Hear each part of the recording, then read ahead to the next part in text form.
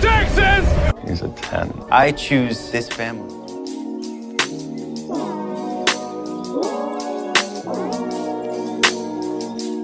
Hey guys, welcome to episode 98 of 911 Lone Star Roundup. I'm one of your hosts, Katie, and with me are my lovely co-hosts, Grace. Hi, everyone. And EJ. Hello. So today we will be talking about the 2-hour season 4 finale of Lone Star. We'll of course be talking about episodes 17 and 18 from season 4. These episodes were titled Best of Men and In Sickness and Health, which the old titles were Off the Rails and Two Weddings and Trainwreck. And I actually after seeing the episodes, I liked the new titles better. Mm-hmm. The old titles make me think they had something else planned for the finale. Exactly. Because there was nothing about a train wreck. There was nothing. There was nothing about a train. I think they had to improvise. So. Yeah. I also definitely think there was something revolving because it said 2 weddings, and so I feel like there was another wedding that was supposedly going on and didn't happen. So right. I feel like it was maybe I never thought people were oh my god, they're gonna distract from the tarlos wedding by having somebody else get married. Okay, it was obviously gonna be a call they went on or something. Right.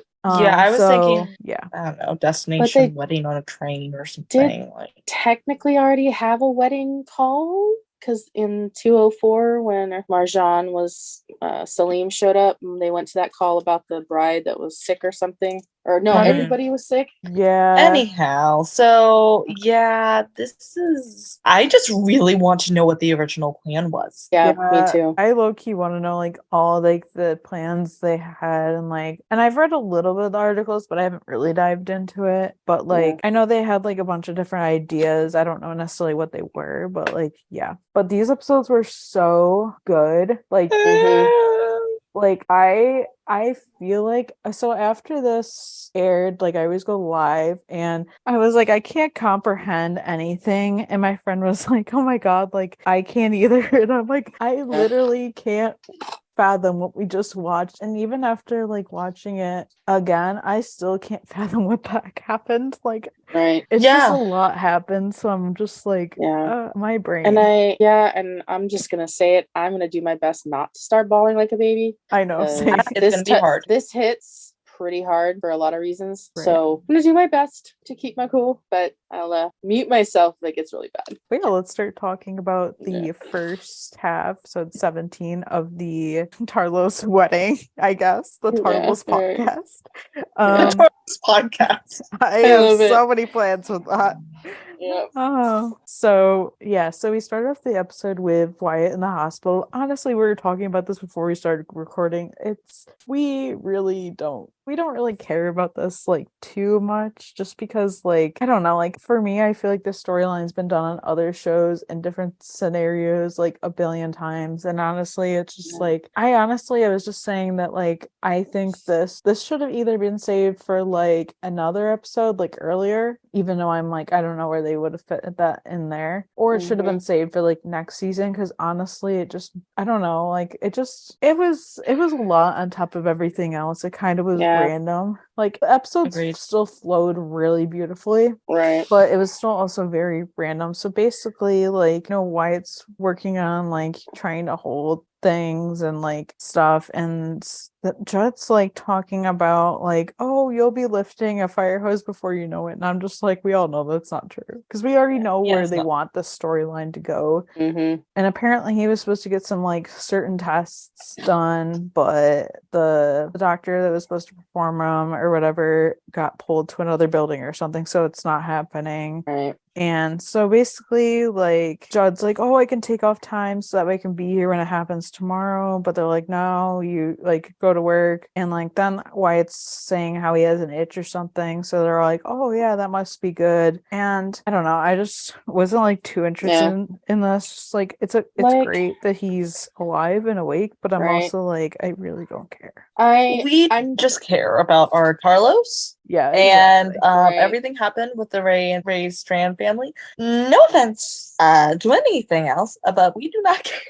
I'm like I feel like this one was really forced, and I don't feel like Yeah. it needed to be. Like, obviously, we know in the last episode that Wyatt got hurt, and we didn't know the extent of his injuries because the episode ended before we found out. So I get why they brought that in, and we don't know been exactly. unnatural if they hadn't because of how they staged Right. it. Yeah. So I understand why it was there. I just feel like there was a lot to unpack in these 2 episodes, and I really feel like with the way the show went, they totally could have like postponed like some of these like responses, I agree. or some of Right. these scenes with Wyatt and Judd and that storyline to like the beginning of next season. They were I trying agree. to tackle so much. Yeah. And I feel like just the ending of the second episode shows how much they were trying to tackle even. I'm like, you can slow down. Right. Just a bit. I mean, they did a better job than 911, that's for sure. Yeah. I have not caught up on 911 yet, but Yeah, y'all know yeah. how far behind I am on You're it. very behind. All I'll just say Right. is like pretty much no, I haven't seen one person say a positive thing about that, and I'll leave it at that. I'm so sad. I- Okay, moving back to Tarlos. Right. So and I guess kind of I'm wondering if they were putting all this stuff in there because they knew because they didn't know at the time this was written and filmed if they were getting renewed. So I'm wondering if they were concerned that they had heard maybe 911 might not be renewed, and they were concerned, so they're like, let's wrap this up as give this a happy ending per se in case it's not renewed. I don't know. I don't so that's think maybe so, why just we for got the the way it Wyatt stuff. ended. Yeah.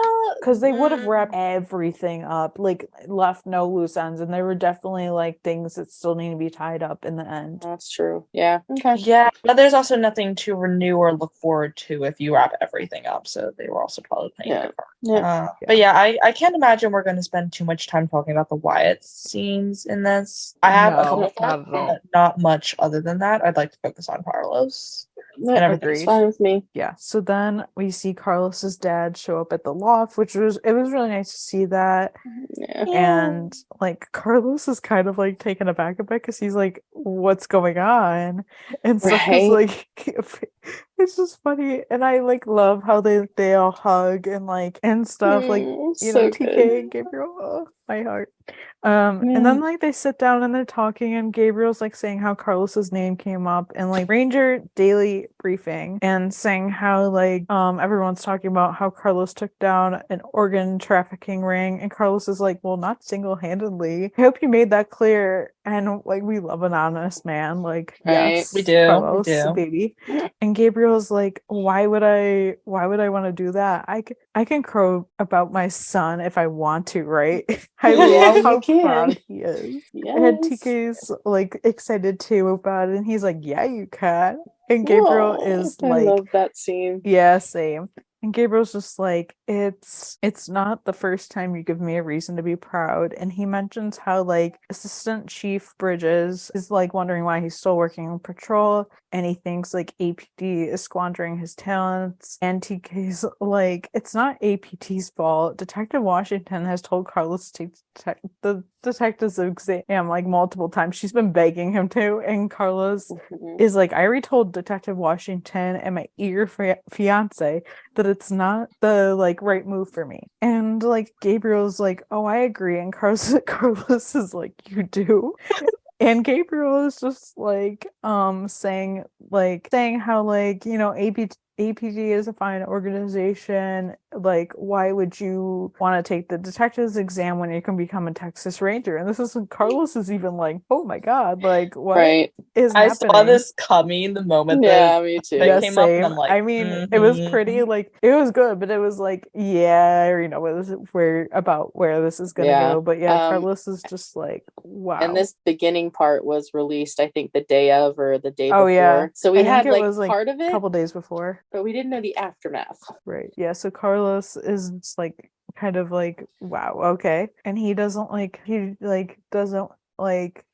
he's like, this feels like nepotism. And Gabriel's like, it's not nepotism, it's legacy. Gabriel says like how it's kind of like how TK followed Owen into the fire services, and I'm like, okay, that's a little bit different. Little different, but Oh, he's just a on the bit. same track. Mm-hmm. Just a bit. And like Gabriel says how this offer isn't coming from him. Like, if you want to look at it that way, it's coming from Assistant Chief Bridges. And Carlos says like, I can't. And Gabriel's like, I know it's a lot of pressure, but you like have the chops for it. Like, don't be afraid of a success. And Carlos says how he doesn't think the Rangers are for him, and we just leave it at that. Clearly not trying to get into it at this moment. Yeah. And trying to avoid the topic, which I can't blame him. And Gabriel is wondering like what he meant by that, and like is something bother you? And Carlos says like, it's their motto, like one riot, one ranger, like that kind of bothers him. And he also talked about how like the Rangers once gunned down 15 unarmed Taino men and boys as part of their mission to secure Texas territories, specifically from groups of Mexican indigenous descent. And Gabriel says how like that was in 1918, and Carlos is like, that still stands to be their mission to this day. And Carlos goes on to say like how there are plenty of examples of them victimizing and terrorizing innocent people just like them. And like you can tell how hurt, and it kind of hurts my heart too, because like how hurt Gabriel is by that, like in the moment, like it does kind of sting and stuff. And like Carlos is like, I get it, like I get the desire to be accepted by people who have historically rejected you. And Gabriel is like, I see, and asks how long Carlos felt this way. And Carlos said the legacy of the Texas Ranger isn't a secret. And Gabriel asked like how long Carlos is ashamed of him, and Carlos didn't have the time to respond because they're apparently having game night today, and this is like the worst timing ever because everyone's just coming in here like so excited. And I'm like, come on, can you read the damn room and see the and tension? Mateo's like, hey, Agent Ray, is you here to play some games? Oh my god. Like, Mateo, shut up. Totally would have been accepting if he had been there too, but not even that, but like Nancy before that, I was just like, oh my god, guys, read the room. Read the rooms. That's happening. Yeah. And Gabriel just like leaves and tells them like, oh, have fun. And like I feel so bad for Carlos, but also Gabriel. Like I feel bad for both sides. Like it was a hard conversation. It was obviously something that they had been meaning to talk about for a while that had obviously never come up. And like obviously all those things need to be said. And like the one thing that really drove me nuts, I think I only saw one person say this, but this really drove me nuts, is somebody was like, oh, Carlos is such a hypocrite, like he's over here like spreading the propaganda like stuff. Like I was like, give me a break. Like it's just like, it's like, yes, there's bad people in all forces. Like there's bad people in literally every job. Like here's the thing is that Carlos isn't wrong, nor is Gabriel. He's not wrong for being in that job, just like Carlos is not wrong for being a cop. Every organization, even in America, which is historically a very new country, is deeply corrupt and has lots of blood on their hands. The military, every force that shaped the country has blood on their hands, and most of it is indigenous of some sort, or Hispanic, or Black, or any of that minority blood. So he's not wrong for feeling the way he is. I do personally feel like it's simplifying it a little bit too much, but that's a whole nother conversation, and he's still not wrong for his views. No, and I feel like, Carlos, when he was younger, he, learned about it from his dad, and then as he got older and he learned more about the Texas Rangers, and you can definitely and I feel like we've known in past conversations Carlos has had that he never, like his dad told him he was soft, things like that like made him not think he couldn't be a cop.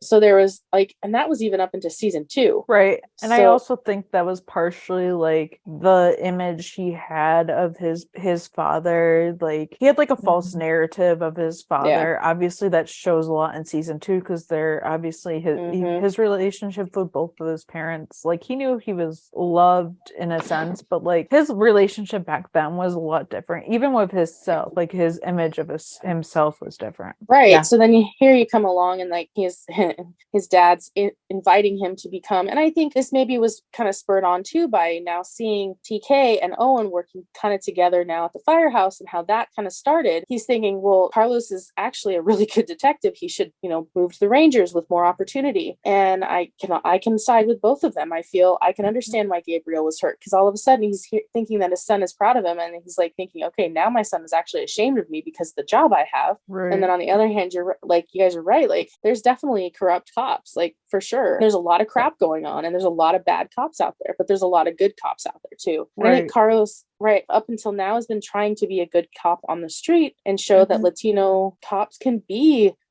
amazing cops, and there can be the good ones to outweigh those bad ones. And so I think this was just like not the right timing. Yeah. Yeah. It also kind of drives me nuts because people are always like out to point out like the bad things out there, and I'm like, can't we just, I don't know, like I just feel like we're always focusing on the bad, and I'm like, can't we just focus on something good for once? Okay. Agreed. It's just rough. And of course, I think we understand more about both of them, but particularly I'd say we understand maybe more about Gabriel's hurt in particular as we learn more about him, and as we learn later on in the episode exactly what he did within the Texas Rangers. Yeah. We're not quite at that part yet, so. Right. Yeah. I have more to say, but I'm waiting. I will have a boatload to say when we yeah. get to that. Like, my God. But then the next day, of course, TK shows up at work, and they're like in the kitchen or whatever, and like TK's like, I'm like, sorry, we had to like cancel like the game night last night like abruptly, and like they're all like, no worries. And Mateo mentions how like, yeah, it seemed like we walked in on some serious family drama, and TK said how basically the rift between Carlos and his dad isn't new, it just sucks that it opened up right before the wedding. And Nancy asks like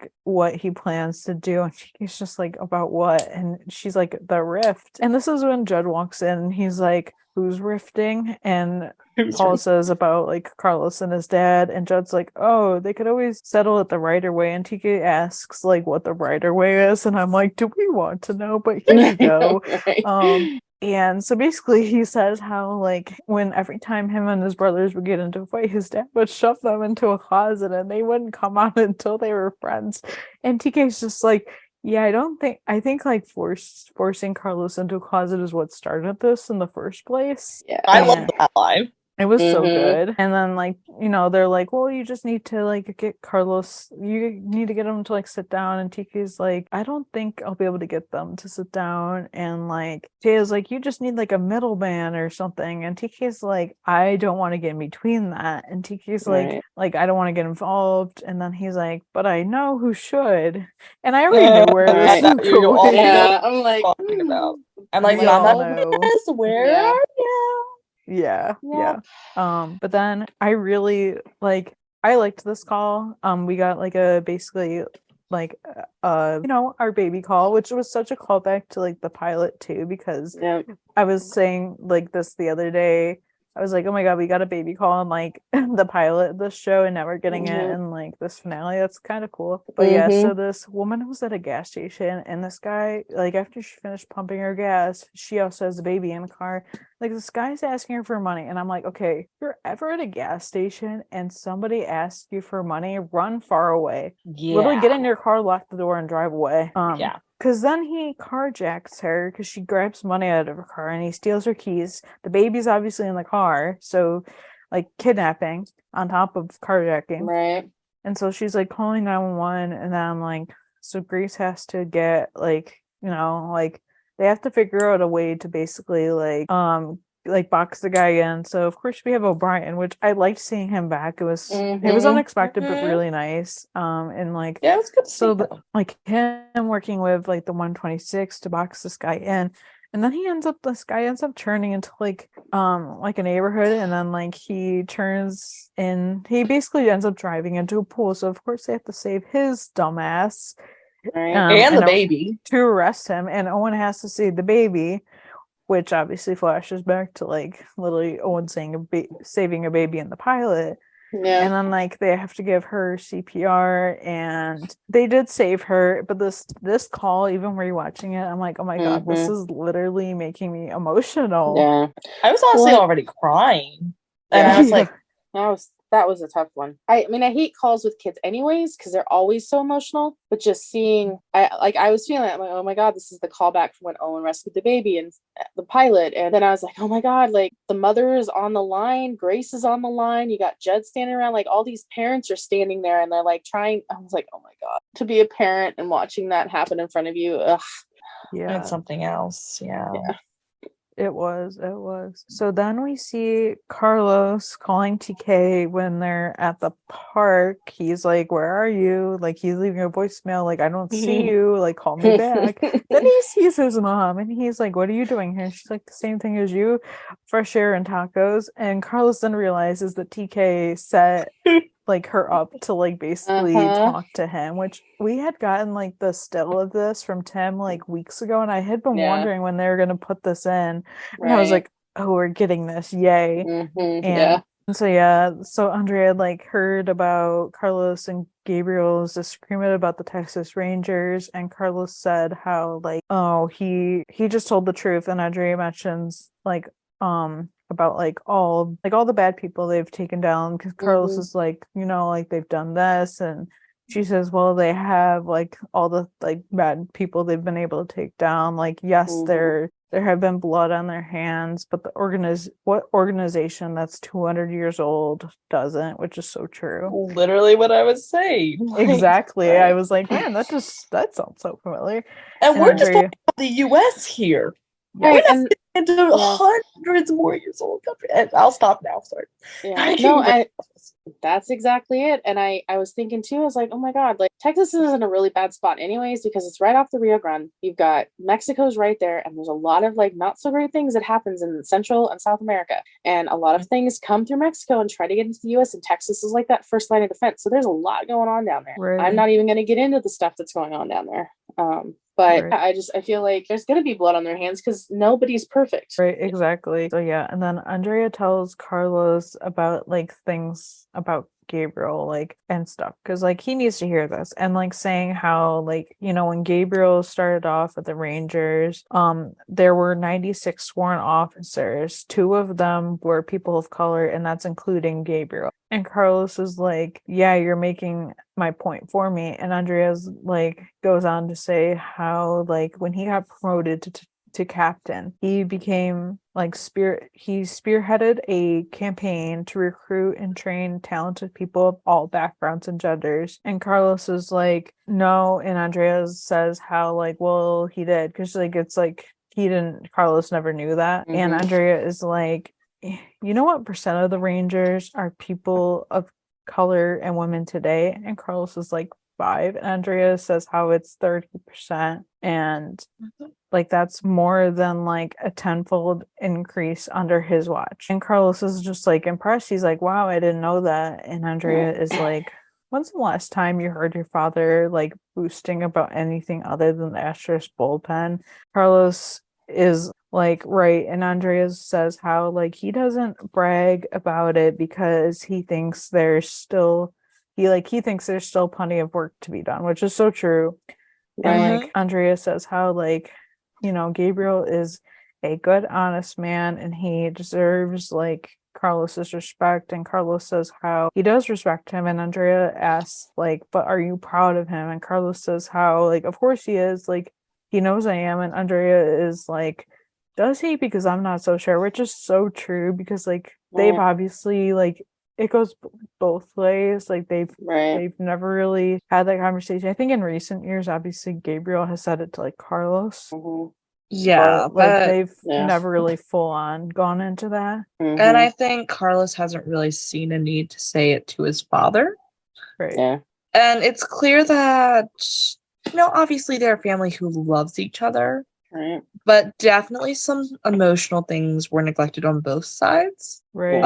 Or assumed. And that can be a danger with a lot of families. So yeah. Right. Especially with like what Carlos says next, because Carlos says, well, I spent my whole life not knowing if he was proud of me, so I guess that's only fair. And Andrea says how like this tension between like Carlos and his dad, like it's way more than the Rangers, which yeah, it absolutely is. Andrea tells him that he's entitled to feel like what he feels, but he should let it out because one thing this family has learned the hard way is silence only makes things worse, which amen to that. Definitely. And like that was so important. And like I had been wondering like when we were gonna see something like this for a while. Not even just the scene, but like when this conversation was gonna come up, because we've been waiting for this for a very long time.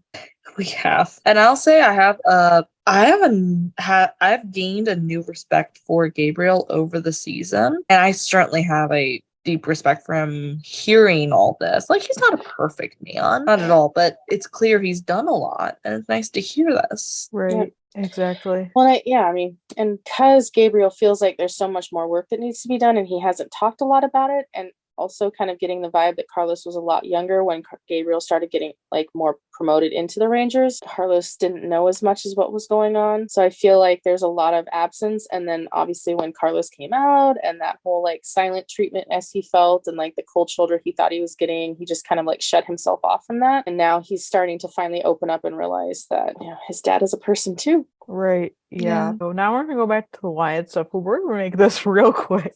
So we have like a couple of scenes.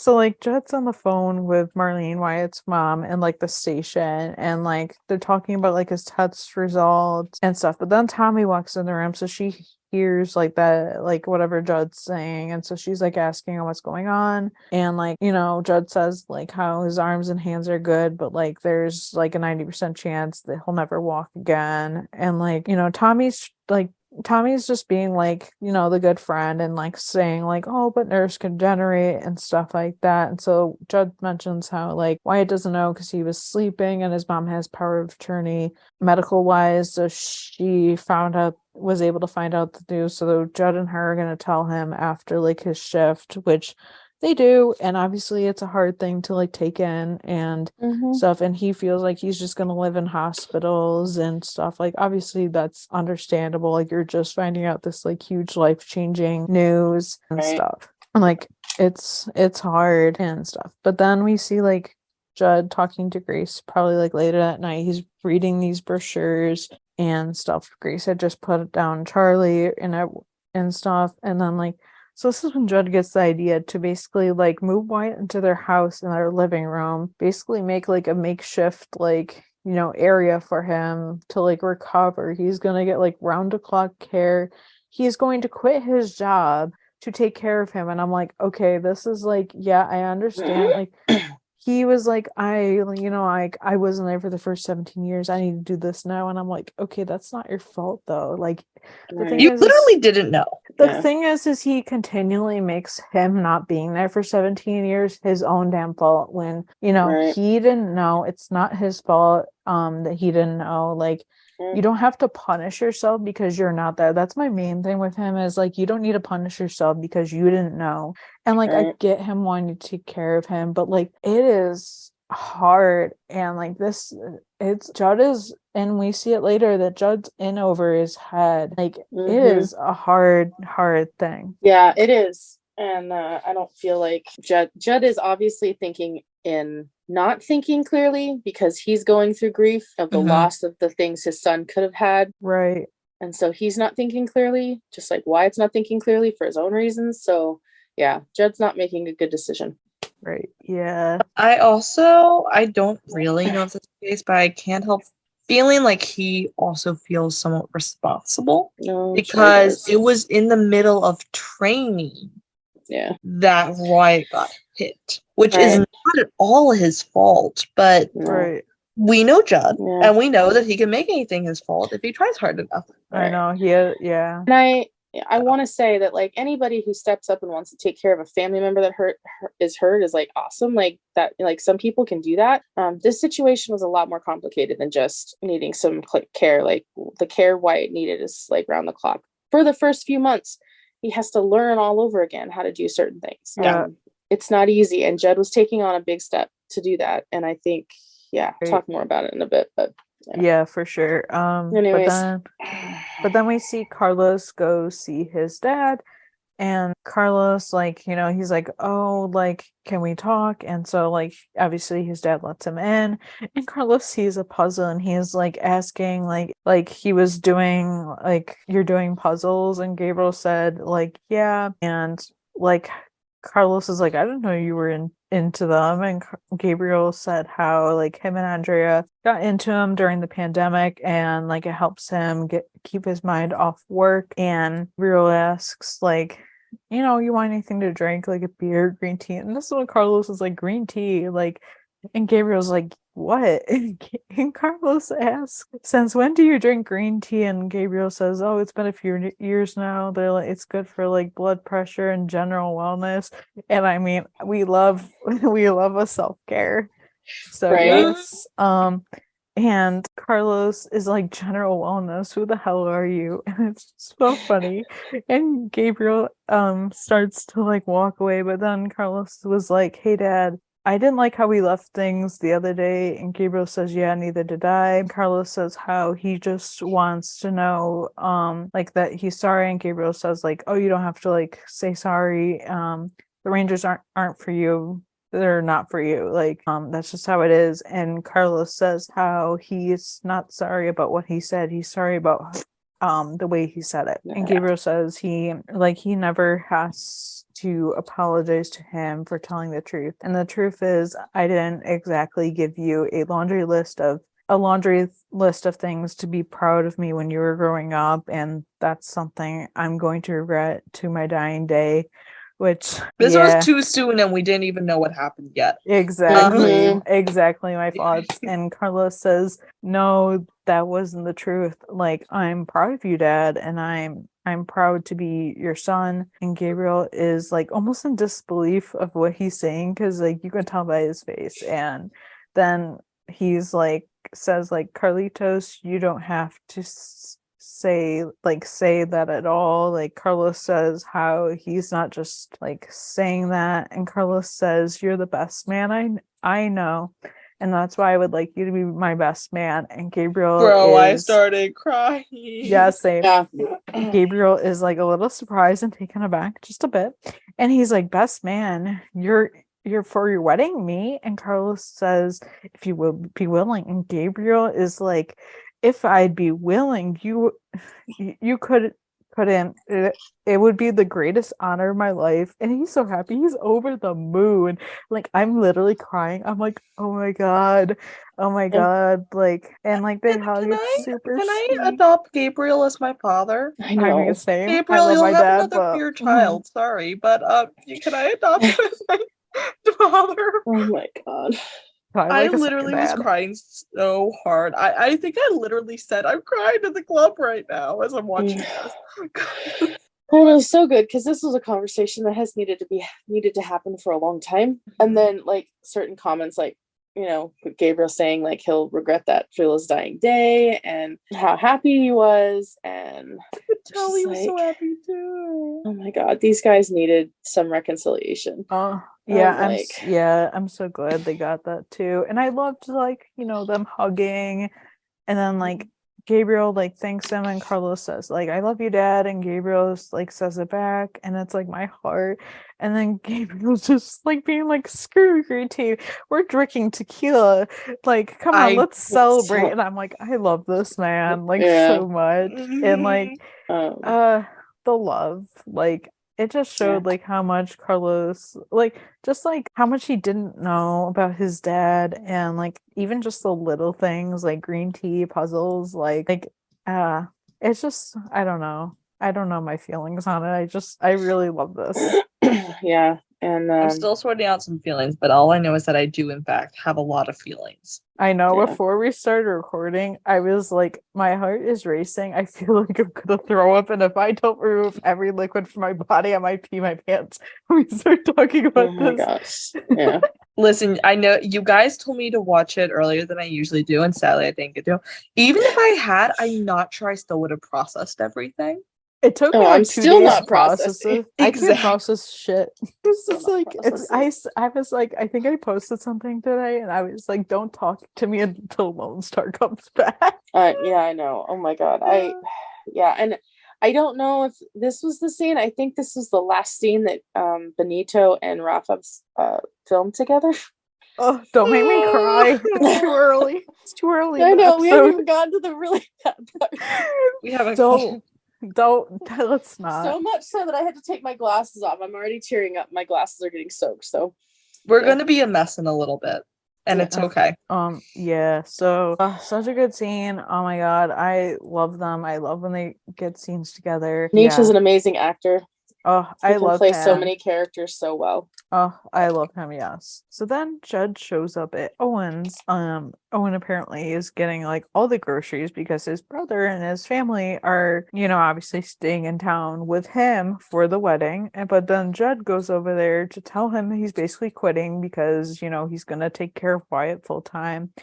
And Judd's like Owen's like, like, don't even call it retirement, like just call it like temporary leave of absence because like if you take your retirement now, they're like you're not going to get as much, right? And Judd like basically has made up his mind about all this, and he's like thanking him, but of course and I loved Owen was like all of us being like, god damn it, Judd. Right. No, and Yeah. I'm like, I'm totally with Owen on this one. I'm like, and like Judd could totally take a leave of absence for a few months. It happens all the time, but not permanently. I'm flashback to like 5 different emergency shows where I'm like also like Owen when he was like in the woods living whatever that life was for a few months. Right. It was certainly a life to live. For sure. He certainly did. For sure. Then of course this is kind of interrupted because Robert and his family are here now, and so Owen introduces them, and I loved him calling Judd his best friend. My heart was like, is my heart was already going through it, my heart. And so and I love Judd talking to like Hannah and Yvonne and saying like, you guys came out for your cousin's wedding, and one of them, I don't remember which one, was like, yeah, for the wedding for the cousin that we've only met over FaceTime. Yeah, it's so funny. I'm getting ready to go on this road trip to Austin, of all places, and I actually have a cousin that lives nearby, and I have never met her in person. So I'm going to do my best to like connect with her while she's there. Mm-hmm. And it's just, I was thinking about that. I was like, I know about that. I've only talked with her once on Zoom, I think. Yeah, welcome to like 2023 where you meet people literally on FaceTime. Oh wait, that's us. Yeah. We met on Zoom. Well, that's true. We met on Instagram, but then we like started Zooming. But I mean, like I meant like face to face. Oh yeah, for sure. Yeah. I love it. I love that's like we still actually haven't met in person yet because we all live on other sides of the country. Yeah, it's funny. My business partner for my publishing and all the other stuff I've been doing, and like chief technology officer job I'm doing, my business partner keeps talking. He's like, well, what do you think about moving? And he's based out of Myrtle Beach. So you'll be on the East Coast. I don't know if it's going to happen because he's also talking about having like a branch of our company here in my side of the country, but we'll see. I don't know. But I definitely want to visit for sure. I feel like I could visit you guys since y'all are kind of in the same time zone. And I'm the one out here in the middle of nowhere. But. Right, yeah. Yeah, so then like after, like that little bit, Judd's like, well, I bet he'll appreciate you coming all this way. And then Judd leaves and like him and Owen hug, and he's just like, I'll see you. And then we're just like, oh, like this is just something. Then we get to the rehearsal dinner, which, like so many pictures of the wedding were like popping up like over like before the weekend before this episode aired. So there was so much out there, and I was like, I don't know what to make of any of this, but oh my god. And this was one of the pictures that was like put out there, and I was like, oh my god, like that empty seat is definitely for Gwen. Yeah. Like yes. Some people didn't want to believe it, but like I'm telling you guys. And then Owen says, so it's one of those subtle things. It was, like to me it was very obvious, but like some people are like, wait, I don't know. Well, it's one of those subtle things, as in they did not outright say that the empty seat was for Gwen, but like it's an empty seat. Well, they would imply it either way. Like it would kind of take away from the moment they had to spell it out. a behind the scenes picture has come out since then that has a picture of the name tag sitting on top of that place setting, and it is actually it says Gwen on it. So yeah, Owen's about to give a speech and TK's like, are you drunk? And Owen's like, I am naturally runny cheeked. And I'm just like, oh my god. So Owen's speech, I really liked it. So it was it was so sweet. It was so Yes, I sweet. loved So it was like, I look around this table. It is impossible for me to state my gratitude. It was almost 4 years ago that I dragged my son, if not kicking, then certainly a little bit screaming from New York to Texas. I had just accepted a job rebuilding a fire station that had suffered unbelievable loss and grief. It was a good cause and a noble one, but not at all why we came. I was desperate to save my son's life and maybe my own. I believe in AA. It's what you call doing a geographic moving away from the danger, which is not usually a strand's first instinct. It's okay, I couldn't save you in New York, and the truth is I couldn't save you here either. You had to do it for yourself, basically. And you have, and I could not be more proud of you, son. And then it's like Carlos, and like Carlos's face during the scene, I was like, oh my god. When I see you and TK together, I realized that coming to Austin isn't the roll of the dice that I thought it was meant to be. And like it was meant to be. And it's like Owen being like, if TK's mother was here, I'm sure that she would be able to say that like so much better than I have. And I loved Andrea saying, he's here, Owen, and Gabriel saying, and you said it pretty well, but like when he said that, I was like, okay, that was literally their hints at being like, okay, like empty seat here. Right. True. And I loved Owen finishing his speech and being like, to TK and Carlos, the Strand Reyes clan, and Gabriel correcting him, Reyes Strand. Yeah, that was good. Yes, Gabriel, I agree. I will take Me your too. side. Yes, I voted in that one. Reyes Strand. I personally am happy either way. So I don't. I mean, like they could keep their current names. Listen, the names are hyphenated. That's all I care about. They're together. Yeah, and I love the cheers and like like it was just so good. And then even more in the scene, kind of like after probably this part, like one of Carlos's sisters is chasing after her kids, which is so chaotic and like so beautiful at the same time. And like so the one that was chasing after the kids, I believe, is Anna, and then the one that was talking to Gabriel and Andrea was Louisa. Yes, I believe so. Yeah, I looked into it earlier too. Yeah. And I know their names. I just don't know which one's which. I get them mixed up each time. Also, they have in like their both the actresses are both named Brittany, just spelled differently. Yeah, and I was like, oh my god, could you cast that? Can you imagine the like? I mean, the confusion. It's a pretty popular name, being that like being around the time that they were born. Yeah, that's true. Because that was very popular in like the 90s and like early 2000s. But it's just funny. It's really funny. You can only imagine the confusion on set. Brittany, no, the other Brittany. Yeah, that's literally my life, to a T. But I loved like like Andrea is like because like Anna was like to her kids, she was like, just take one, and Andrea said, you heard your daughter, just take one. And Gabriel was like, they have Tres Leches and I can't pronounce things. I'm sorry, guys. Yeah, thank you. I literally look up pronunciations because I just like suck at it, even if it's in English. You know what? Fair. There are words I'm like, that's what that you spell it that way. It's like funny because I can say it in my head, but I can't say it out loud. Thank you. And he's like, how can I pick one? And I love like Lisa just being like, it's a celebration, like cut him some slack. And Andrea's like, yeah, well, you like you tell him that when he has to squeeze into his tux later, he already has too much slack. Which is kind of a callback to 204. Yes, when she was teasing him about putting the weight on during the pandemic. And Gabriel's like, do like, do we really like, do we really have to do that today? And Andrea is like, yes. And then you're gonna get your like started on your speech, and Gabriel's like, what for? The wedding isn't until the weekend. And Andrea is just like, yeah, you're gonna give your speech after Owen Strand. Did you not hear his toast? And Gabriel was just like, I mean, it was all right. And Owen, oh my god, I love him so much. And then so Owen is like having like refilling Robert's glass, and he's staring at the tremor, and Robert's like, stop staring, and like stuff. And like he finally told the family, which was good, and they were like devastated but stronger than they imagined. And like he said how like his wife is like reminding him to take his pills, and then his daughter Yvonne is making him breakfast, which is super cute. And like he's starting to like have trouble because he said something about swallowing. Owen's like, you're having trouble swallowing.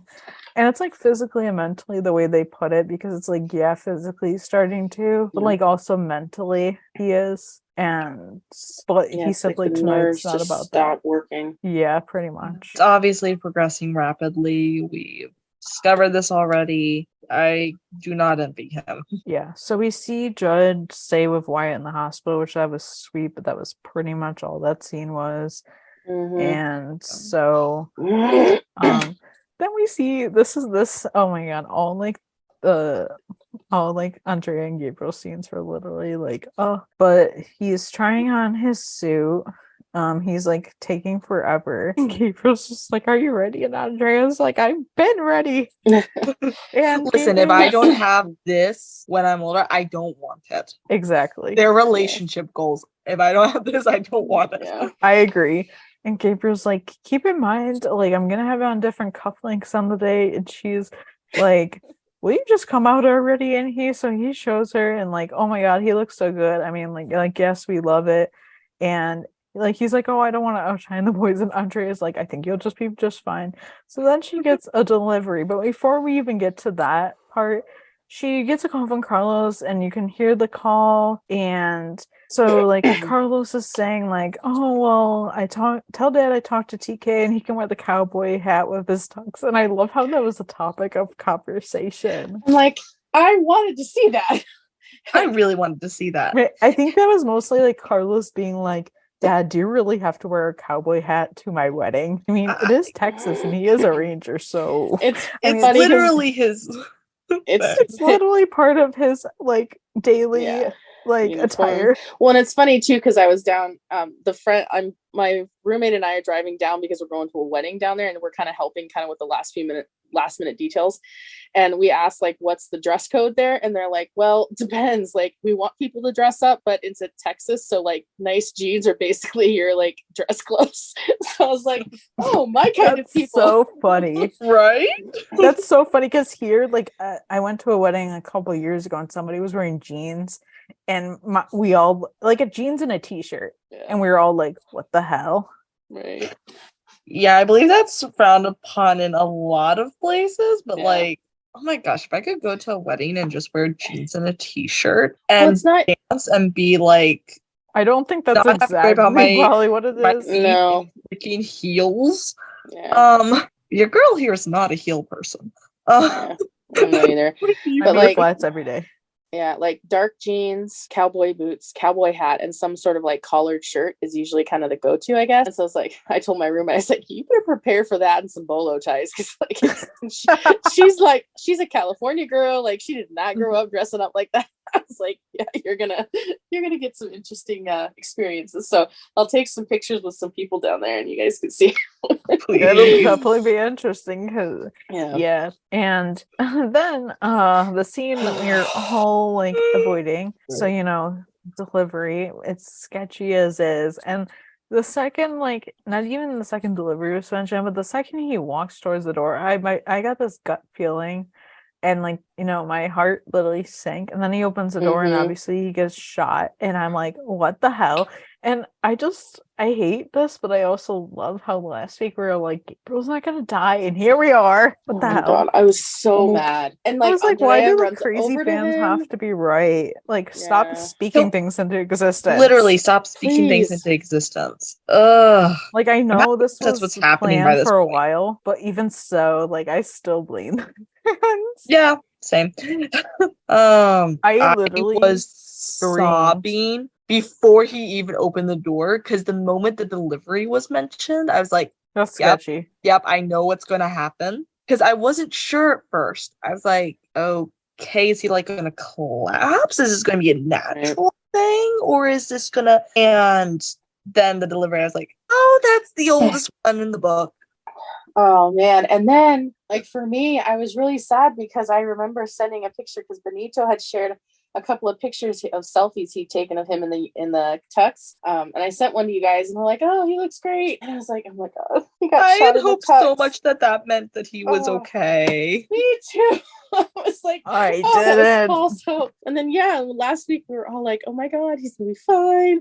He's not gonna die. Like, and then I, since then, obviously we've had a lot of like news and like articles come out, and Rafa has said that like he was sitting on this couch like kind of mid-season and like trying to figure out like what could happen to Carlos, like that would top like getting kidnapped and abducted and all that. And he's like really only losing somebody in his life is probably going to be the only thing that's really going to impact him more. Well, he And thought then, Gabriel was gonna get hurt. He didn't necessarily think he was gonna die. And then like I guess the next day or something, like Tim and Nia reached out to him and was like, hey, just give me a heads up. We like might do this. And then he's like, are you gonna kill off Gabriel or something like that? And like Tim was like, who told you? And he's like, well, I just kind of guessed, like, and then I was like, oh my God, Rafa, like what the hell, baby? Rafa, baby, why? Like Raphael, I get it. This episode and the next one. Oh my God. Just say, oh my God, he's amazing. This was Rafa. Every time Rafa takes the spotlight, dear God, that man takes the spotlight. The one, it wasn't like, yes, Gabriel getting shot like literally made me lose it. It was also like Carlos on the phone yelling.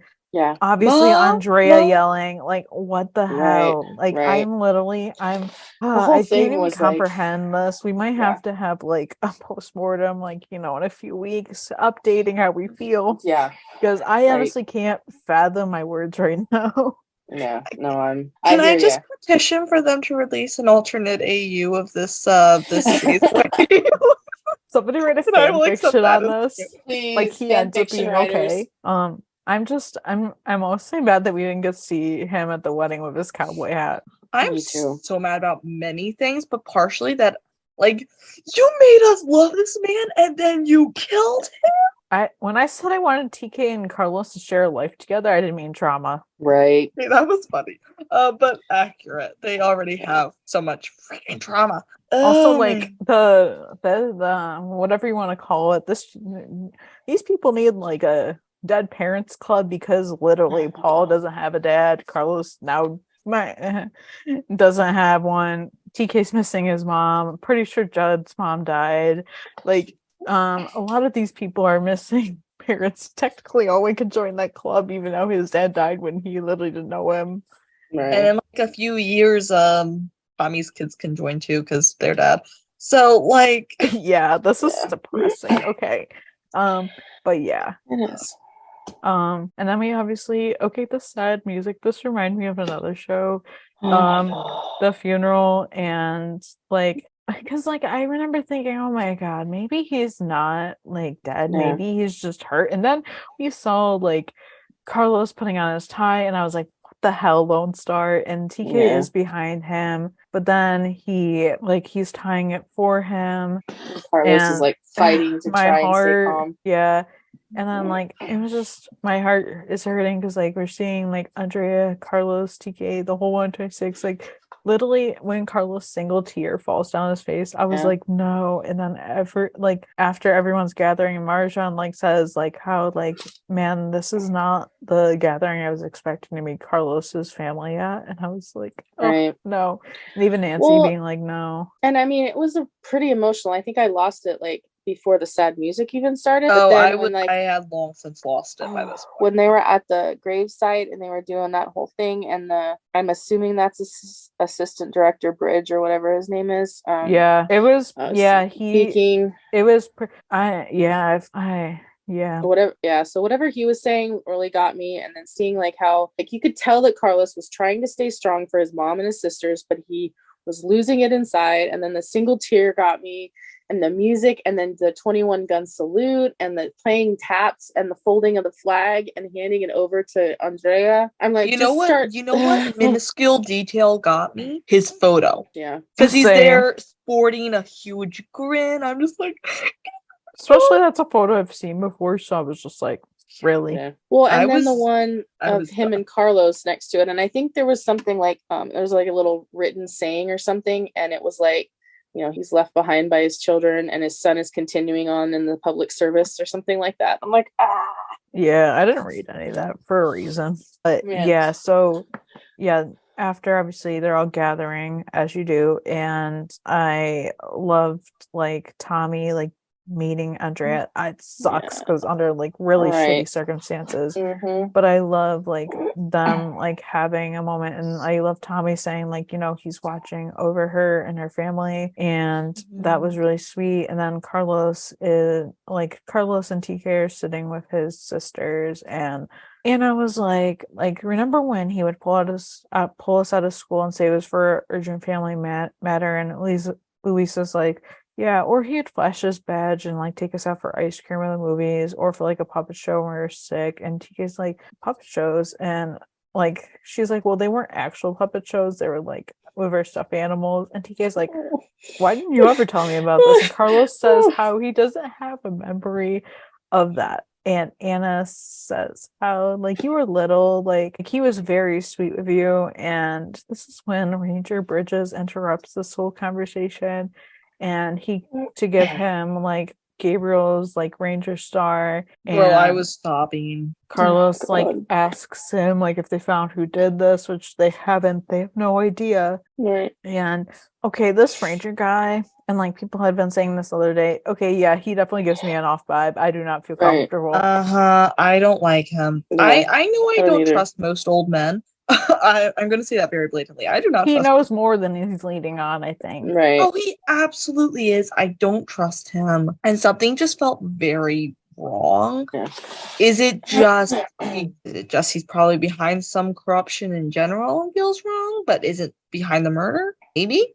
Right. I really want them to pick this up next season. Oh, I have a funny feeling this will be the first of the season's arc. I mean, I have a feeling it's going to be I've heard long things. overarching. Yeah. Thing. I don't think it's going to be a quick thing, but as long as they don't let it fall to the wayside, because I am invested, and when they find the bastard, I'm going to go kill him myself. So, yeah. So, okay, now like the transition from 17 to 18 was so smooth. So now we're on to 18.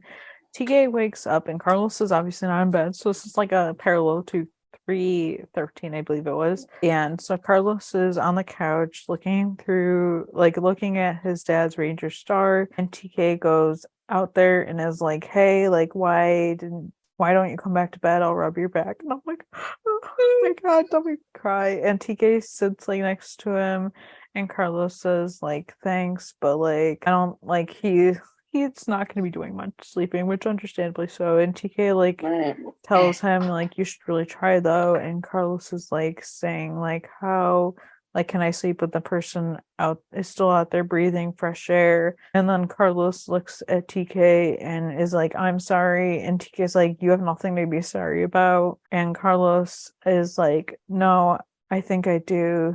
He's like, Tyler, I don't. And TK looks at him and he knows, and he's like, we're not going to use the word canceled, okay? I'm just postponed. And we're going to say postponed. And Carlos is like, it's not what I want. And TK's like, of course I know that. Like Carlos is like, it's just, I don't see how I can get through a wedding right now. And Tiki's like, I understand. I'm not going anywhere. And Carlos' voice breaking is like, you better not. And the way they put their heads together, my heart literally sank. Ooh, yeah, that was tough. This Yeah. entire thing just destroyed me right off the bat. Right. And I'm glad they aired this together. I Oh, cannot me imagine too. having had a week. Yeah. Thank God No. for I small know. miracles. Yeah. Especially since it they aired so well together. There was Mhm. no other way to have done it. Right, exactly. Not successfully, not as beautifully. But can we just talk about how far our boys have come and how Right. secure they are in each Amen. other? And they're this is the couple in it for the long haul. It doesn't matter when the marriage happens, it just matters Mhm. that they're getting married. Yeah. And obviously it's hard to move forward without one of the key players in someone's life. So Yeah. And Okay.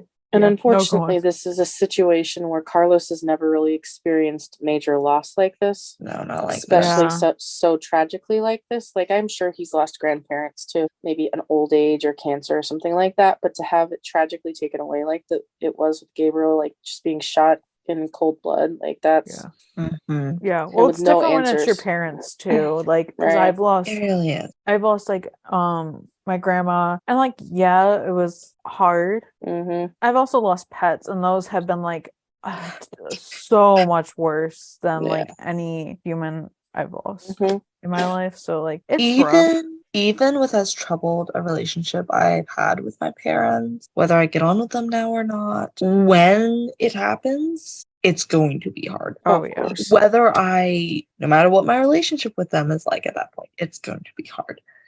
And I remember my first taste of a major loss was a parental figure. Mm-hmm. And yeah, that shit. Yeah. I don't just wish it on anybody. No. Yeah. No. Never. You know, I lost my mom like almost 9 years ago, and my dad died almost 2 years ago. So yeah, it's definitely raw, and especially all the losing the dad storyline. Holy crap! Like Gabriel and his goatee, and the way he kept his beard and his hair, and the shirts he wore, like to a T, reminded me of my dad. So I think that's why I got really choked up when we were talking about it and Right. watching it, because like I'm like also seeing that happen again, and I'm like, oh shoot, like damn it. I'm sure that was, it was hard for everyone, but I'm sure like with Yeah. you, it's Right. even harder for someone who's lost a parent. Oh yeah, and I feel so bad, but I totally get everything Carlos went through, like through this episode, Right. Yeah. Yeah. I think even with everything we're going to see, even with conflicting whether it was right or wrong, I think they do a good job of expressing how grief can utterly warp everything. Right. And how it's different for everyone. Because, like, obviously, Mhm. what TK went through with losing Gwen is a lot different than, like, what Carlos is going through. Obviously, the circumstances were different, but even so, like, both of them were dealt with it. sudden deaths. Yeah. Right. No way of predicting. Right. Exactly. Yeah, and then this makes it all just even more terrible that the fact that they were literally just about to get married as it's happening. So Right. TK has to scramble to figure out things about that because, he's at the station and Owen's like, son, you do know tax season was last month? And TK's like, oh no, like, what's more complicated than planning wedding? I'm planning one. And Owen says how, like, oh, Carlos called it off and he's like postponed indefinitely. And Owen's like, oh, I'm sorry, like, and TK's like stressing out about it, and he has to call like all these people to tell them it's postponed. He has to call the vendors. He has to try to get their money back. Getting deposits back on shit like this is almost impossible. Yeah, it's a nightmare. And there's a reason it's deposits. Yeah, and like Owen's like, oh well, I'll take care of all of this. Like, don't worry about it. Like, this is what a best man's for. And like, yeah, like that was great. Like, because like TK kind of like has a job right now where he has to be there for Carlos. Right. And like, obviously he's grieving too because like this is his father-in-law. So yeah, there's a lot that they both have to deal with that. And there's also more than just grief for the person that died. There's also grief for life that could have been, for in a way, the innocence that gets lost with someone's death. No matter how dated you are, yeah. So like there's a lot of grief going on all sides now, no matter how well you may or may not have known Gabriel. It's horrible. Right. Yeah.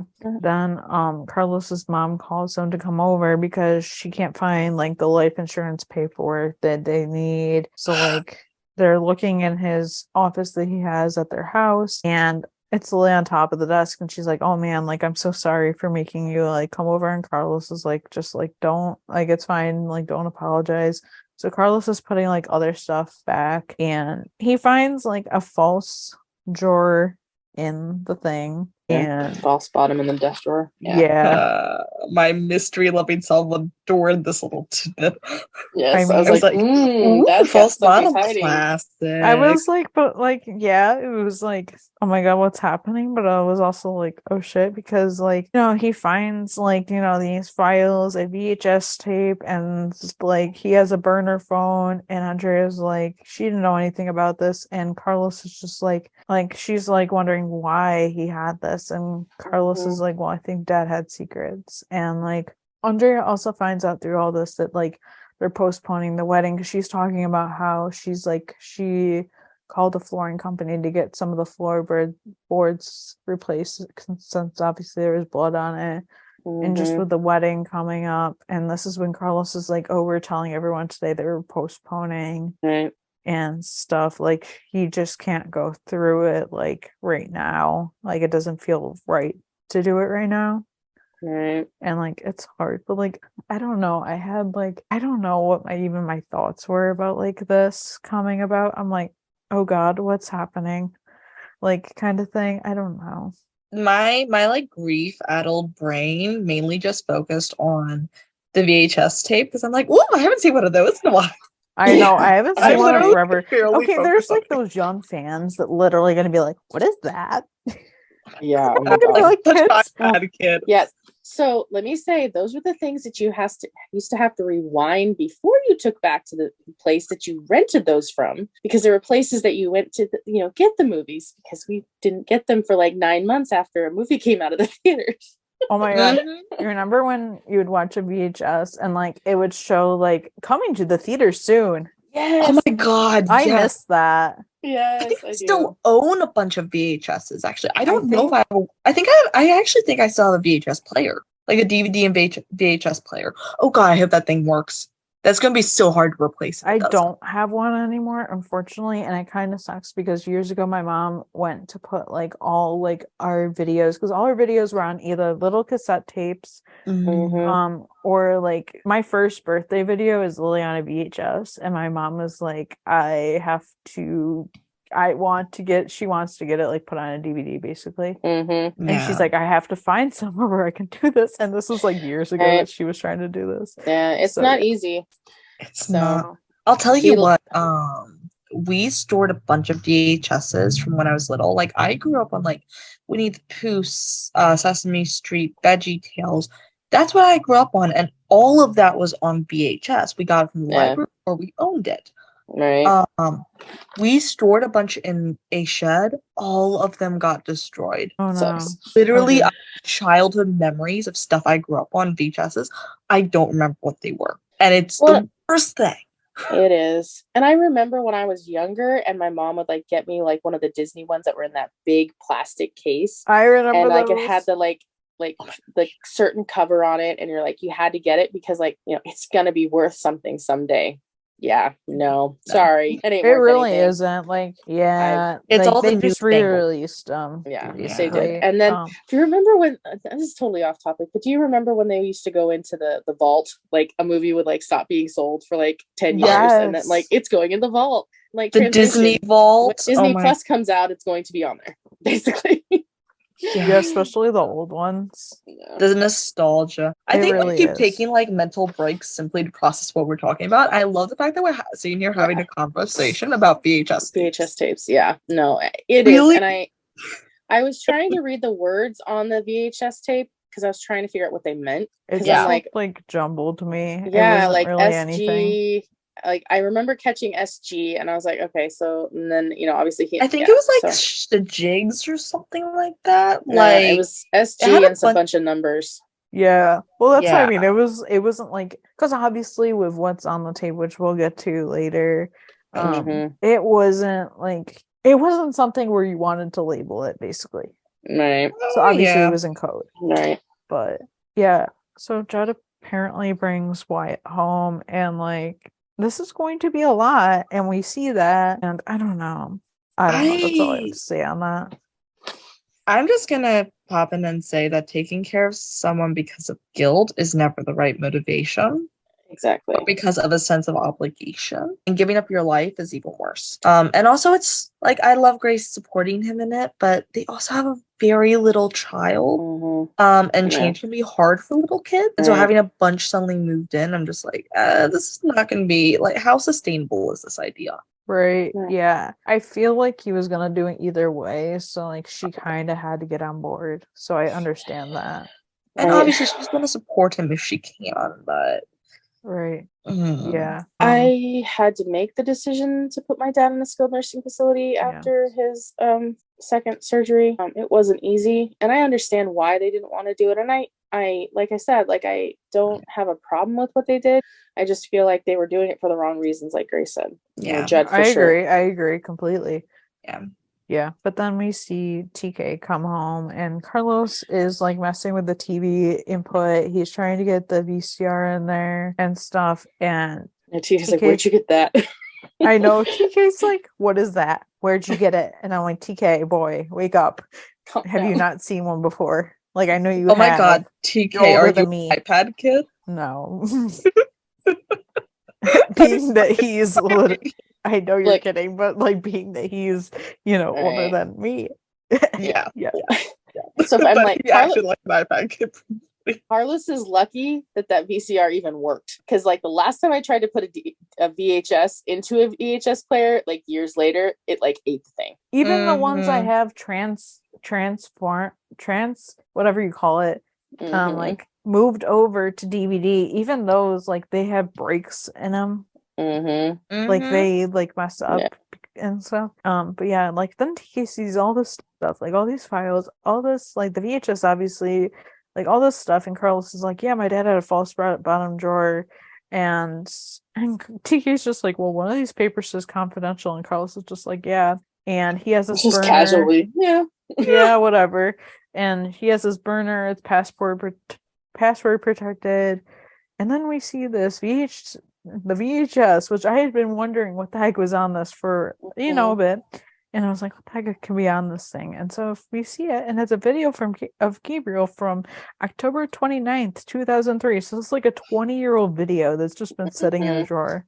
This video is literally a year older than me. A year younger than you? Yeah, a year younger. I was just going to say, I know how old you are. That's why I said that.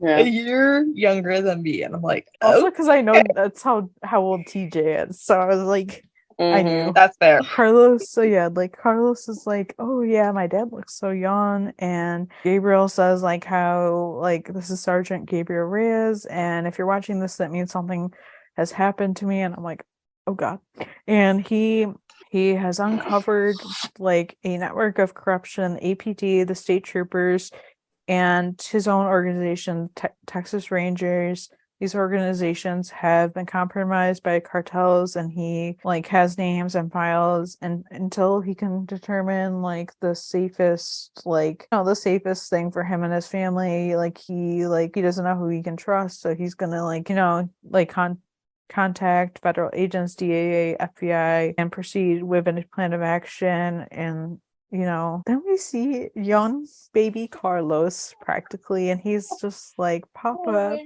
where are you? And Gabriel is like, I'm over here, mijo. And then like Carlos is like, he's asking what he's doing out of bed, and Carlos says like, there was a monster like in my dreams. And this is so sweet because you're hearing Gabriel talk to him and hearing him like say like because it's like he's afraid of being taken away from them, and Gabriel's saying like, oh, like nothing could ever take you away from me, like, and like I would always find you. And that was like literally episode 4 of the season. That's what I thought. Yeah, in my heart I was like, poor Carlos. I love we got little Carlos, because that's something I've wanted for a long time, and I'm like, please give us more. This little boy was so freaking cute, and it was literally a spitting image of Carlos. Yeah, please, I need a several episode long Carlos Begins, because I also want a Gabriel Begins in there. So can we please twist those in there? I will the entire time, but I will We also can dream. We can all dream. Yes. money. And I love that. And I also love, so the little boy they got like to play baby Carlos was like spot on. Like kid looks Oh, just yeah. like Rafa. And I loved like, because in the last episode of the end, the girls were talking about the puppet shows they used to do with dad doing the funny voices with their toys. Mhm. And then like at the end, like Gabriel's telling like Carlos that about his Mr. Koala or whatever is gonna Oh my protect God, that him. was so cute. And then he uses like this like really like Australian accent, and I was like, oh my God. And like to have like for Carlos to have that now, it's like as a memory, I'm like, oh my God, he needs and the that. tears running down Carlos' face. Yeah. I was like, oh, I literally, feel bad like, because TK's standing there like, I don't know what I'm supposed to do here. I can Yeah. like feel the pain of just him being like, I want more time. Like that's the feeling I was getting off of the scene. oh yeah, I 100%. want more time. I want these memories. And it breaks my freaking heart. But this was precious. And I also once again renew my application to please have Gabriel as my dad. Please. I need this. Yeah, so then we kind of get like a little more clarification on the scene with Owen's brother, and like the favor he asks him, like helping him die. This is like 2 weeks earlier, and then we get like the end part of the scene where basically he's like saying, Owen's like, well, I can't do that. Like I like, I'm in the business of saving people. Like I can't do that. And Robert's like, well, I'm not asking you to do that. I'm just asking you to be there with me. And I'm like, oh, okay. Like I don't know. I Okay. still don't know I how was to. relieved. I was Yeah. relieved, but I was also like, I still don't know what to make with this, especially how like the episode ended, which we'll talk about later and stuff. But yeah, it was definitely a relief because I was really like, are they really gonna go here? Mm-hmm. I was worried, and then obviously like present day the next morning, Owen wakes up to see Yvonne making Robert breakfast and like stuff, and like Owen's like asking, oh, like what are your plans since like the wedding's not happening? And then she like asks him like, oh, can you do me a favor? And Owen's like, yeah, sure. And she's like, oh, when I go back to California, can you make sure you make my dad breakfast? And she's like, you have to measure it to a T, which was so funny. It was Mhm. so sweet, and Yeah. we love it. And She definitely was quite the little nurse there. And I was like, Mm-hmm. oh, sweetie. I know. And then we see Carlos is going full on detective, looking for whatever is out there for his father. And TK's like, have you been up all night? And Carlos is like, well, he cracked the code on Gabriel's burner, and Carlos glasses back. We love to see it. And TK asks like what he's listening to, and Carlos says how like he thinks that's the guy that killed his dad, and Carlos thinks this guy murdered, like he thinks this is the guy, and all these things, and like like in the video, like because TK's like, did you share this with the Rangers? And TK, or Carlos is like, you heard my dad in the video. And TK's like, yeah, but that was a 20-year-old video that has been sitting in the drawer for the last 20 years. Mm-hmm. And but like the Carlos is like, yeah, but the burner messages are like recent. Like that's a recent thing. And like the last one he got was like 2 days before Gabriel died. And Carlos like feels like he has to do this on his own. And TK's like you haven't really slept much at all. And Carlos is like, I'm fine. He feels like he has to take this on, which I'm like, no, baby. And Carlos is like, because he feels like he can't trust anyone. And Carlos is like, I know, you're right. I'm not fine. I'm angry because I feel like if any other ranger was gunned down at his doorway, an arrest would have already been made, which is true. It's true. Well, I think he was directing that at the color of his dad's skin. Well, yeah, too. that was pretty And obvious.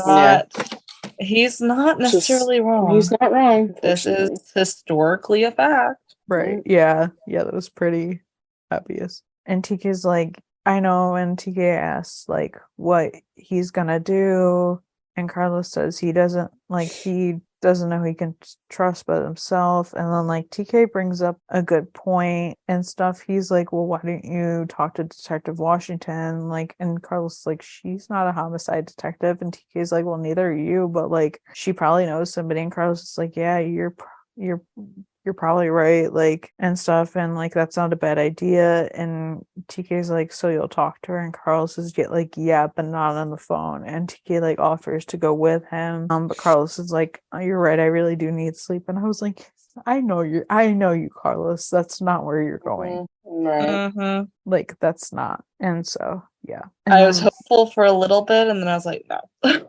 I know him, I knew what he was about to do. I was like, I don't like this. I was like, either you're about to take a turn for the better or things are about to blow up. Yeah. And I think I know what I have my money on. Yeah. And Judd, so then we see Judd trying to help Wyatt, and I get it. But I'm also like, Wyatt is clearly lashing out because he just needs his space. And it's just hard because this is his dad, and like it's not what you want. And like it's hard because he's like clearly struggling for a lot of different reasons, but that's really all I'm gonna say about that. I think I love Judd.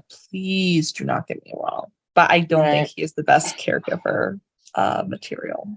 I don't think so either. Yeah.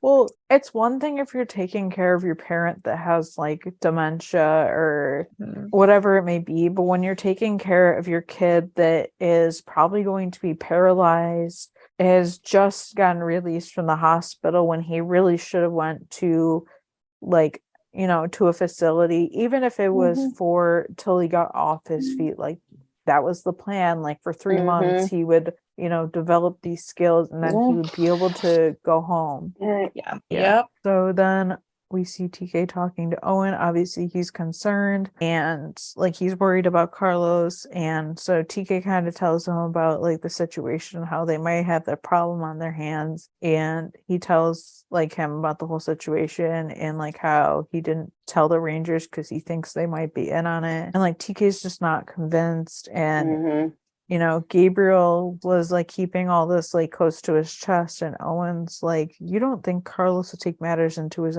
own hands? And TK like says how he doesn't know, and Owen's like, there must be somebody you trust. And TK said how he suggested Detective Washington because they worked 3 cases together. He called her, like TK called her to check and see, but like she hasn't heard from Carlos. Like Carlos didn't reach out, and TK like doesn't want to get Carlos in trouble, like, and stuff by like, you know, obviously saying something. Like he's really afraid that he might like do something and like, you know, he might hurt himself or somebody else. And like Owen's like, well, I think I know who we can trust. And this is when Owen is talking to O'Brien, and I'm like, okay, here we are.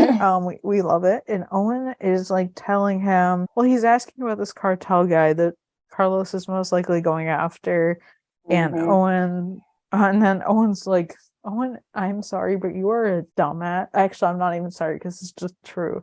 You're a dumbass sometimes. He thinks that you can just get this guy's address and he's just gonna let him go. Like that's not how it works, honey. Sorry, that's not how it works. So Owen has to like tell him that basically his future son-in-law may be like, you know, he thinks this guy could be involved in his father's murder. So, and I loved like Owen, like O'Brien be like, yeah, you can't do that, and Owen being like, well, you did that when your nephew was missing. Right. And I also did love that he was technically right, and O'Brien tried to refute him and then realized he couldn't. I know. Yeah. I was like that is a literal touche moment. Right. Yeah. And obviously Carlos is going after this guy as we knew this was coming. And so like at first she's like talking about the guy's car, but then he pulls a gun at him and I'm like, oh, okay, this Honey, is where this we're is going. not procedure. Yeah, which I get, his head's all over the place and I get it, but like I was like, damn, this is where we're going, okay. And then saying like, we're gonna like go over here, and Carlos is like saying like, you're the one that murdered my dad, and like this is bad. And I'm like, I was watching this for the first time. I'm like, damn, Carlos is going dark. Yeah, I was really worried because I'm thinking like my head is going like six scenes later of like, if Carlos really does kill this guy, like he's going not to gonna be prison. able to get out of that. Yeah. I didn't let myself go there Like, because I was like, that's not realistic. Like they're obviously they would be dumb for that to happen. So I knew this is not that We kind got of show. promised Carlos husbands, and that could not happen really in prison. Exactly. That, but also this is not that kind of show. This is not Chicago PD. Okay, that was our show. This definitely happened on that show. I know it for 100%. So the fact that like I was like, yeah, this is not happening, and so then Owen gets to him, and they're like yelling Carlos, and oh my God, Owen's raising his voice to Carlos. Wow, it was so good. It was so needed. Yeah. No crumbs left, like seriously. And so like Owen's like, well, this isn't you. And then like they called the other ranger, and Carlos is like, you called him. And so then this is when Carlos finds out that basically his father helped weed out bad officers from 3 agencies 15 years ago. This guy like that Carlos is going after, like he helped Gabriel take these people down, and he is DA now. And so Carlos so is he's like, an undercover right now. right, yeah, so he's undercover, which hence all this stuff. And then like they get him to Carlos to pull his gun down, and it's like, damn, like that was a lot. And they still don't know who did it, so it's like, yeah, that's great. I have suspicions. Me too. I'm also very confused about a few things. Okay, if Gabriel took these people down 15 years ago, why did I get you could still have things hanging around, but I'm like, why did you still have this? That because like, wouldn't you want that to be destroyed? I don't know. Well, I'm just thinking things. But this guy, it was also said, and it was that I think the ranger that came told them, or no, the guy that Carlos had pulled the gun on said he left Gabriel coded messages. That's the calls that were on the phone, which means Gabriel got those messages, or maybe he hadn't gotten them yet. Ugh, my heart. I just think some of this scene was very convenient. I don't trust that ranger. Like I had this really bad feeling that I don't know, like I don't necessarily think that he murdered Gabriel, but I also don't think that he wasn't involved at all. He did not pull the trigger. He didn't pull the trigger. I think he's involved. I agree with that. Like I'm not saying he pulled the trigger. I don't think that at all. But I'm also like, guys like him never do their own dirty work. No, he definitely like had somebody. Definitely, I don't know. There is a lot more obviously that we'll get into next season. But like, I'm like, damn, like what the heck? So then we get the Owen Carlos scene, which I loved. So Carlos like wonders like how he could have been so wrong, and like Owen's telling like Carlos how he can't let this eat at him, and Carlos is like, well, like how can I forget? And Owen's like, you don't, like you just have to be able to like move forward. And they were toasting to Gabriel, and I loved Carlos. Basically like what he was saying was like, I'll always love you, Papa. And I was like, oh, te quiero siempre, Papa. Yeah, that was so sweet. And my heart, and it was like so nice to and wasn't that the bottle of liquor that Gabriel gave Owen a few episodes back? Maybe it probably was. It looked like it. I'd have to go back because I honestly didn't remember that. Compare it, that kind of thing. Yeah, that's certainly I didn't realize I was paying attention to. It was, yeah, and it was like nice to get like an Owen Carlos scene. It was a really good scene. Yeah. It was an excellent scene. I do love to see this bonding. Right, yeah. So then we get back to our Tarlos. Carlos goes home, and we see Lou too, which I know people are like, yeah, but they mention him. I'm like, that doesn't mean stuff, because like I had been wondering like, oh, are we ever gonna see him again? And even one of my friends said that the other day. She was like, well, I didn't know if they ever found him. I'm like, I know they mentioned it in one episode, but I'm like, that doesn't mean anything. And Carlos comes home, and he's like, he asked TK if like he talked to his dad, and TK's like, do you mean did you rat me out? And he's like, or did he call me after you left this place? And Carlos says, you didn't rat me out. You kept me from making the biggest mistake of my life. You saved me today, TK. And TK said, you saved me first, Carlos. And Carlos said, now I need you to help me keep from making the second biggest mistake of my life. And TK kind of is looking at Carlos, but then Carlos gets down on one knee and says, Tyler Kennedy Strand, if you're not doing anything this Saturday, will you marry me? And I was like, we're letting a proposal. Bro, I was number 2. basically I love it. screaming. Same. Yeah. And TK is like, Carlos, like, are you sure? And Carlos is like, this is the only thing I'm sure of right now. And TK says stuff like, obviously he says yes, and he's like, I'll marry the hell out of you, which I love. We love it. And then we First thing that made me truly smile all episode. And then we finally get to the wedding. 100 years later, it feels like. Oh my gosh. An eternity later. Literally. I was like, come on. Yeah. So yeah, we're finally at the wedding, and I loved Andrea and Owen walking down the aisle together. It like thinking about it now, it hurts because they both like lost obviously somebody, so it's like, oh, but like it's sweet to see them like doing this.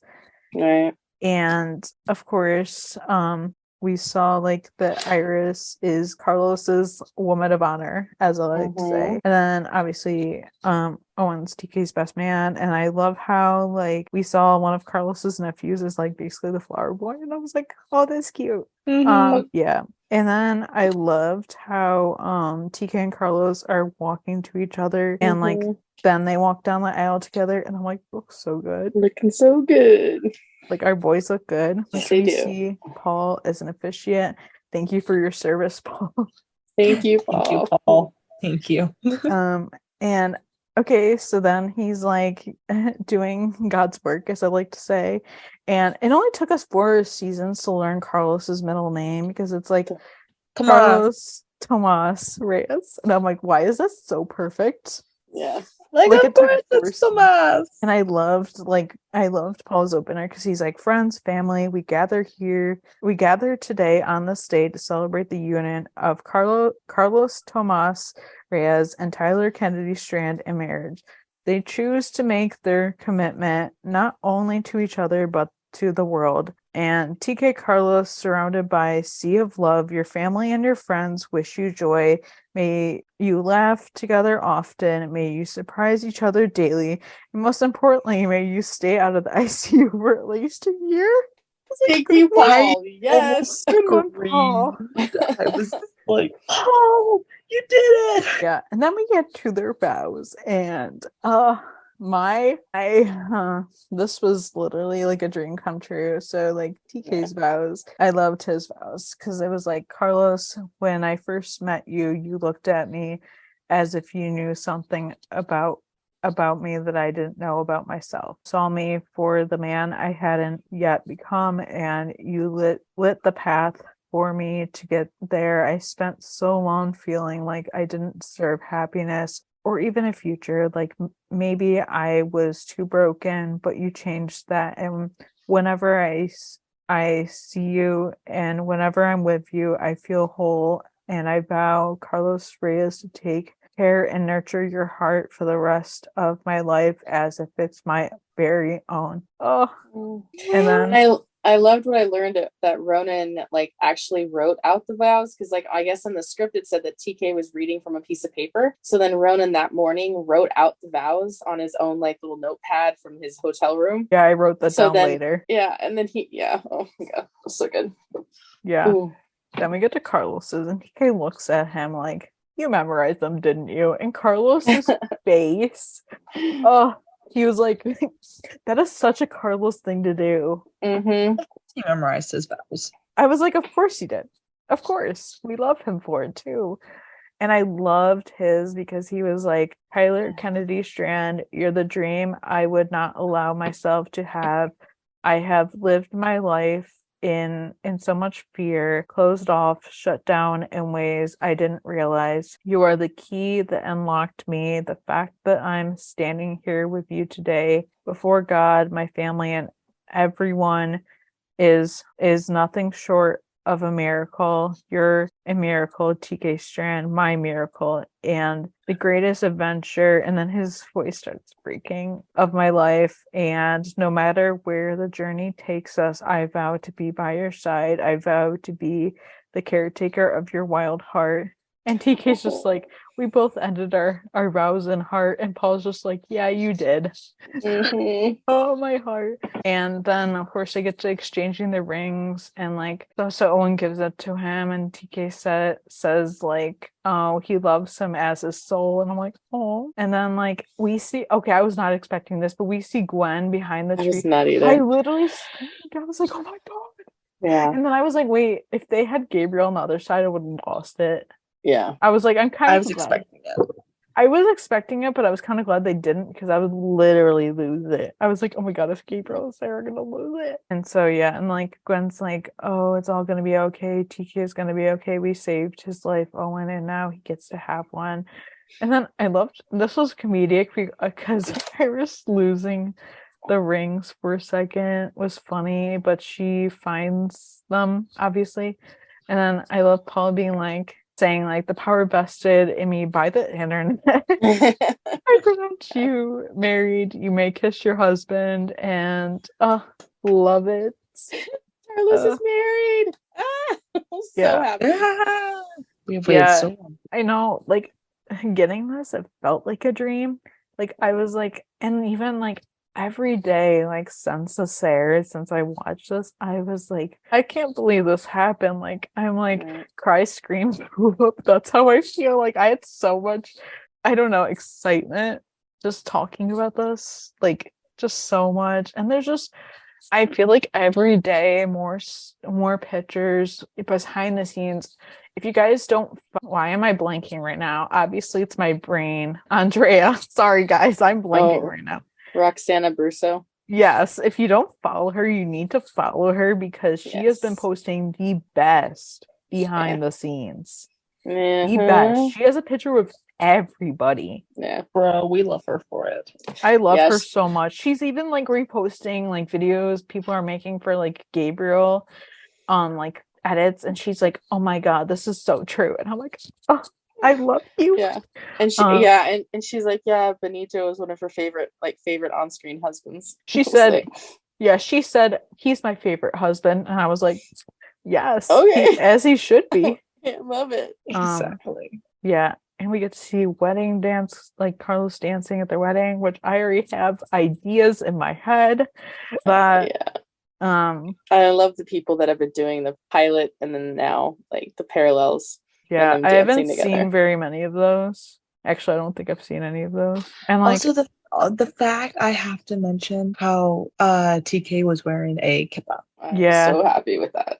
that was in the delete. Well, he almost forgot it in the deleted scene, so I didn't put that Right. in until now or then. Obviously, like everyone's thinking something at the wedding because Judd's thinking about Wyatt at his wedding, Yeah. like, oh, he won't be able to dance. He's like, I feel like he's giving up, like throwing in the towel. And then Grace is like, why don't you just dance with your wife? Which I love. And then Yeah. I loved Tommy and Trevor dancing. And then like Trevor's asking her like, oh, would you ever get married? And Tommy's like, well, 6 months ago I probably would have said no. And she's like, well, not. And he's like, well, what about now? And she's like, well, she said something about like, just be happy they're not throwing a bouquet, basically.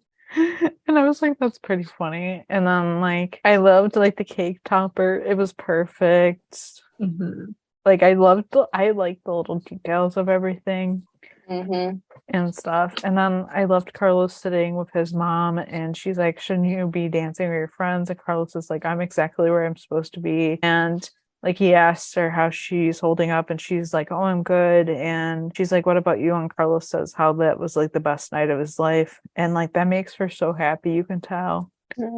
And then we see Tommy singing at the wedding because TK wanted her to sing a song. I love how she like blatantly called him out, like a certain paramedic, TK, Right. and stuff. And like she's like Carlos, like this is from your husband. It was like Gwen's favorite song apparently, and that is what was for like the end montage where we see like Owen bring like Robert's family like to the airport. We see a little tidbit of the honeymoon, which I'm at least glad they showed that, which that makes sense why a honeymoon pool was mentioned. We were all like, what the heck is this? Yeah, and also why Rafa posted that video of why does Carlos need a tan? Also, like, I don't buy that was because of honeymoon, because honestly, people were like, oh, he looks like he's getting spray tan. And I mean, I thought that at first, but then I was like, honestly, it was more so like definition wise because they Oh yeah, do this stuff like that makeup. That's more like what it was. I don't think it was actually a spray tan. Yeah, it was like to define his muscles, which I mean, yeah, we're here for it. No complaints here. And I was like, and like we see also through the montage, we see like Judd taking care of the kids, Judd and Grace, obviously the sad part, which is Owen's brother dying, and which ends our episode, our season, more like, with the 911 call of him having to call, and that's how we end, which I'm like, I don't know what to think of that. But like also like Tommy singing, I was like, okay, what can't Gina do? I feel like she can do everything. Through that. Also, how can like most of this casting? It's mind-blowing. And honestly, I don't even feel like the episode is over with all the deleted scenes we got. Yeah, I've been really happy with the deleted scenes. I know. It was funny because EJ and I were texting last night and I was like, oh yeah, they deleted the scene. And EJ's like, wait, what? When? Where? And I sent it. I literally saved all the videos. So I sent it to her literally right away. Yeah. And I'm like, oh my God. Like the second you said, wait, when, where? It was already sending to you. Yeah, I was like, yeah, it was funny. Which I was so hopeful about because Tim had said like when he wrapped everything, he had set aside scenes that he had to cut from the episode. And he was like, I left them for them to release. And they've never done this before, not with 911, not with Lone Star. So I think this was really special that they did this for the wedding, that they were able to release these. And so far they've released like the 3 scenes. I think these are all the scenes that were cut to my knowledge. Yeah. Well, didn't Tim say in a post he made somewhere that he had like the final episode was like almost 2 hours long, and so they had to cut out a lot? He said 18 was 30 minutes over. Oh wow. Okay. So yeah, I mean, they could have just made it extra long. I'm not complaining here. What's airing after that? The news, right? I know where you can get your news. The internet. Yeah. But yeah, so we got our scenes. So we got the cake cutting one, which was super sweet. I just love Carlos being like, "Don't shove it in my face," and stuff. And TK's like, "I won't," and then Carlos shoves it in TK's face. Right. And then and he's like, "I want a divorce." And then like I loved, some people took this the wrong way, but I'm like, if you don't think this is funny, you don't have a sense of humor, because Iris made a comment in the back like, annulment's cheaper.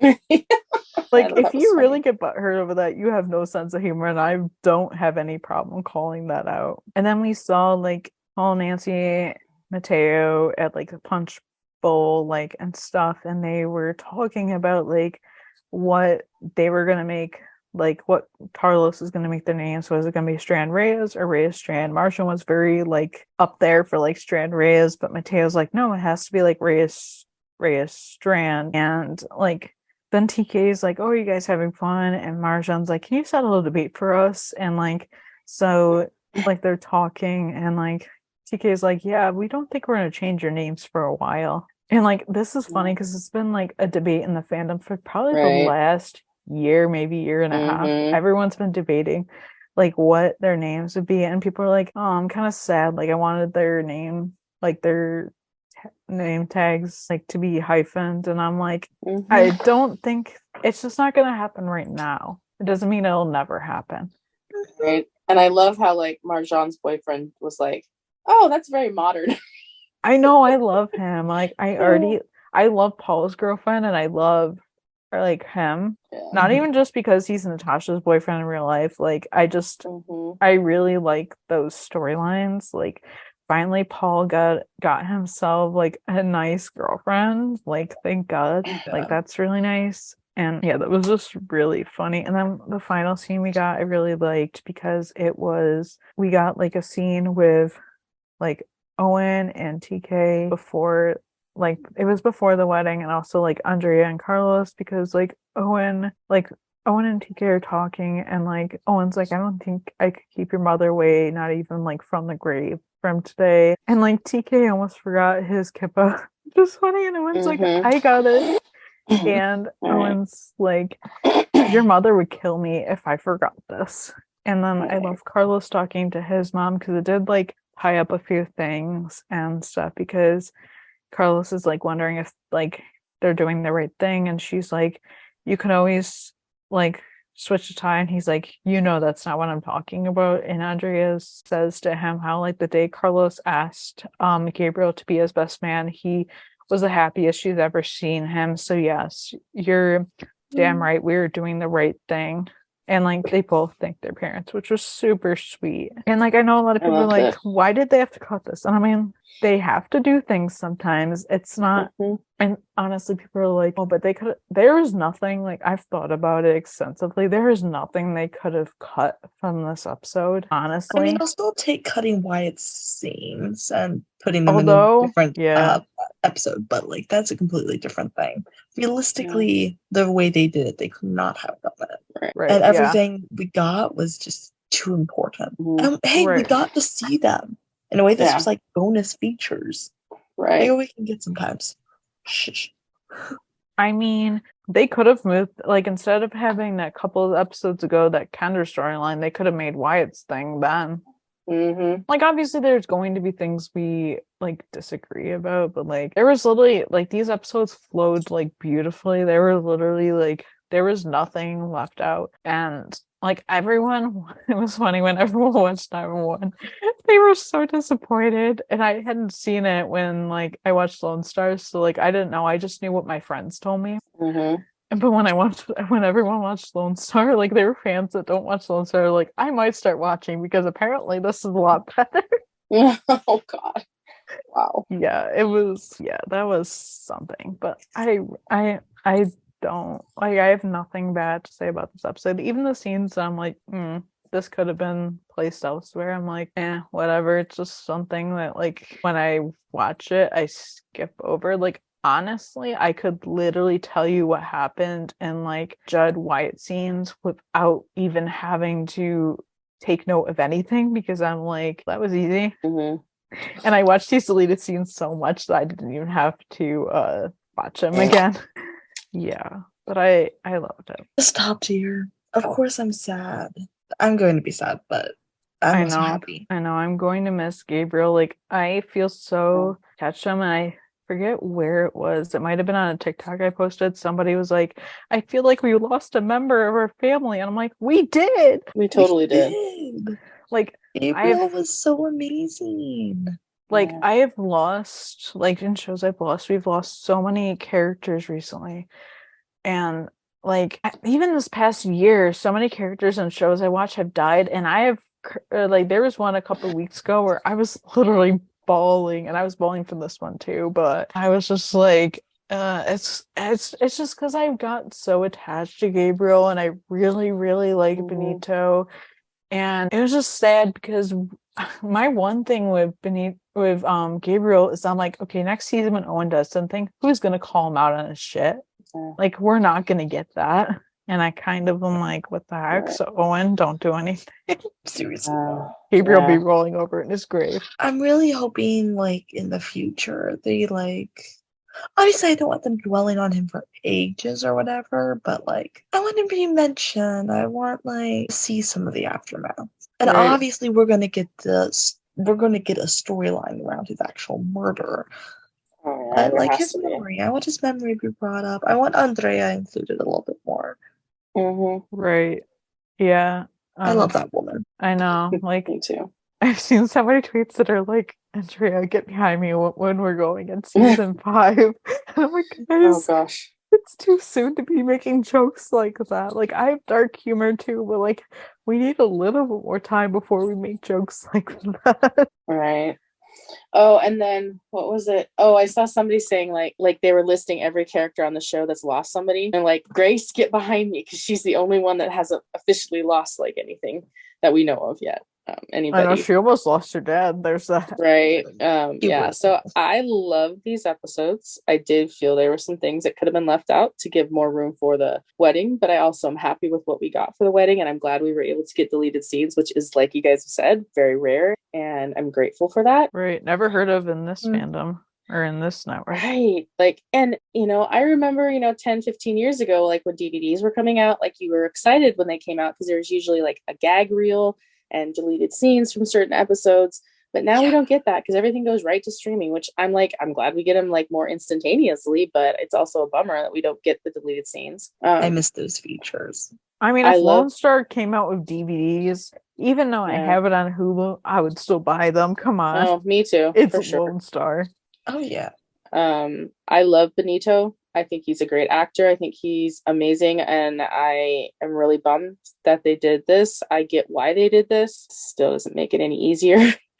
No, that's hard. And I'm glad that we got to see Carlos work on some things with his dad and kind of resolve some of that. Oh yeah, I'm glad. But I'm really bummed that Carlos doesn't get to make up the time that he lost with his dad, because there's a long time between the ages that he is now and 17 when they kind of grew apart, and I really wish we could have gotten some more of that before something happened to Gabriel. And there's somebody made a comment on I think it was Twitter about like, I'll be here until the beginning of season 5, coming up with every way I can figure that Gabriel faked his death so he could be in like witness protection. Um, and I was like, yeah, but I think this is more final than we want it to be. But I know that. And then Rafa has said, like in some of his interviews, that he doesn't think this will be the last we see of Benito on the show. Because I imagine we're going to get a Carlos Begins of some kind, so we'll probably get him callbacks to him. We'll definitely get flashbacks in general, especially as the arc goes. Even like dream sequences like TK got. Yeah, that would be awesome. But then that would require. I was already going there before you even said anything. Paul said it. They have to spend a year out of the ICU. Not sure they're going to be able to do that. Damn. Anyways, yeah. So I'm glad. This was great. Wrap up, and now we got the stuff. And I'm really looking forward to the next season. Yeah. Of what we're gonna get now that the guys are married. I know, it makes me so happy, but it's also like like I've been saying, it feels like a dream because I'm like, I can't believe they're actually husbands now. Yeah, and like I don't know, I loved season 4. Like it's interesting because every season of Lone Star has gotten better. Like there were definitely storylines in this season where I was like, I don't know, but once the finale aired, I was like, oh yeah, season 4 is my favorite because like there was just things that happened in the season where I was just like, so much, like we got so much like for Carlos's season. Like this honestly was like the Carlos season. Yeah. And it was an incredible, like even just watching it live, like it was an incredible journey to watch this whole season.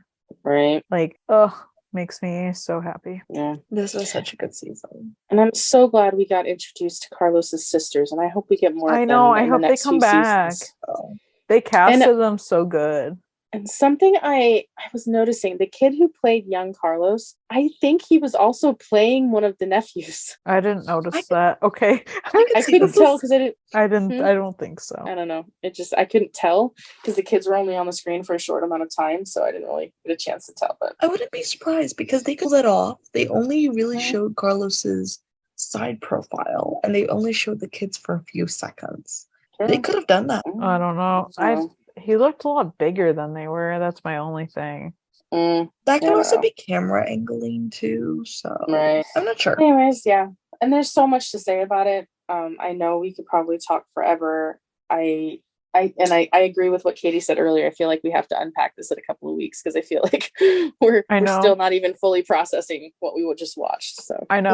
We have the whole grief cycle to go through, and then we have to celebrate, and then there's so many emotions. I'm telling you, we need to do like a mini postmortem like in a couple weeks. Right.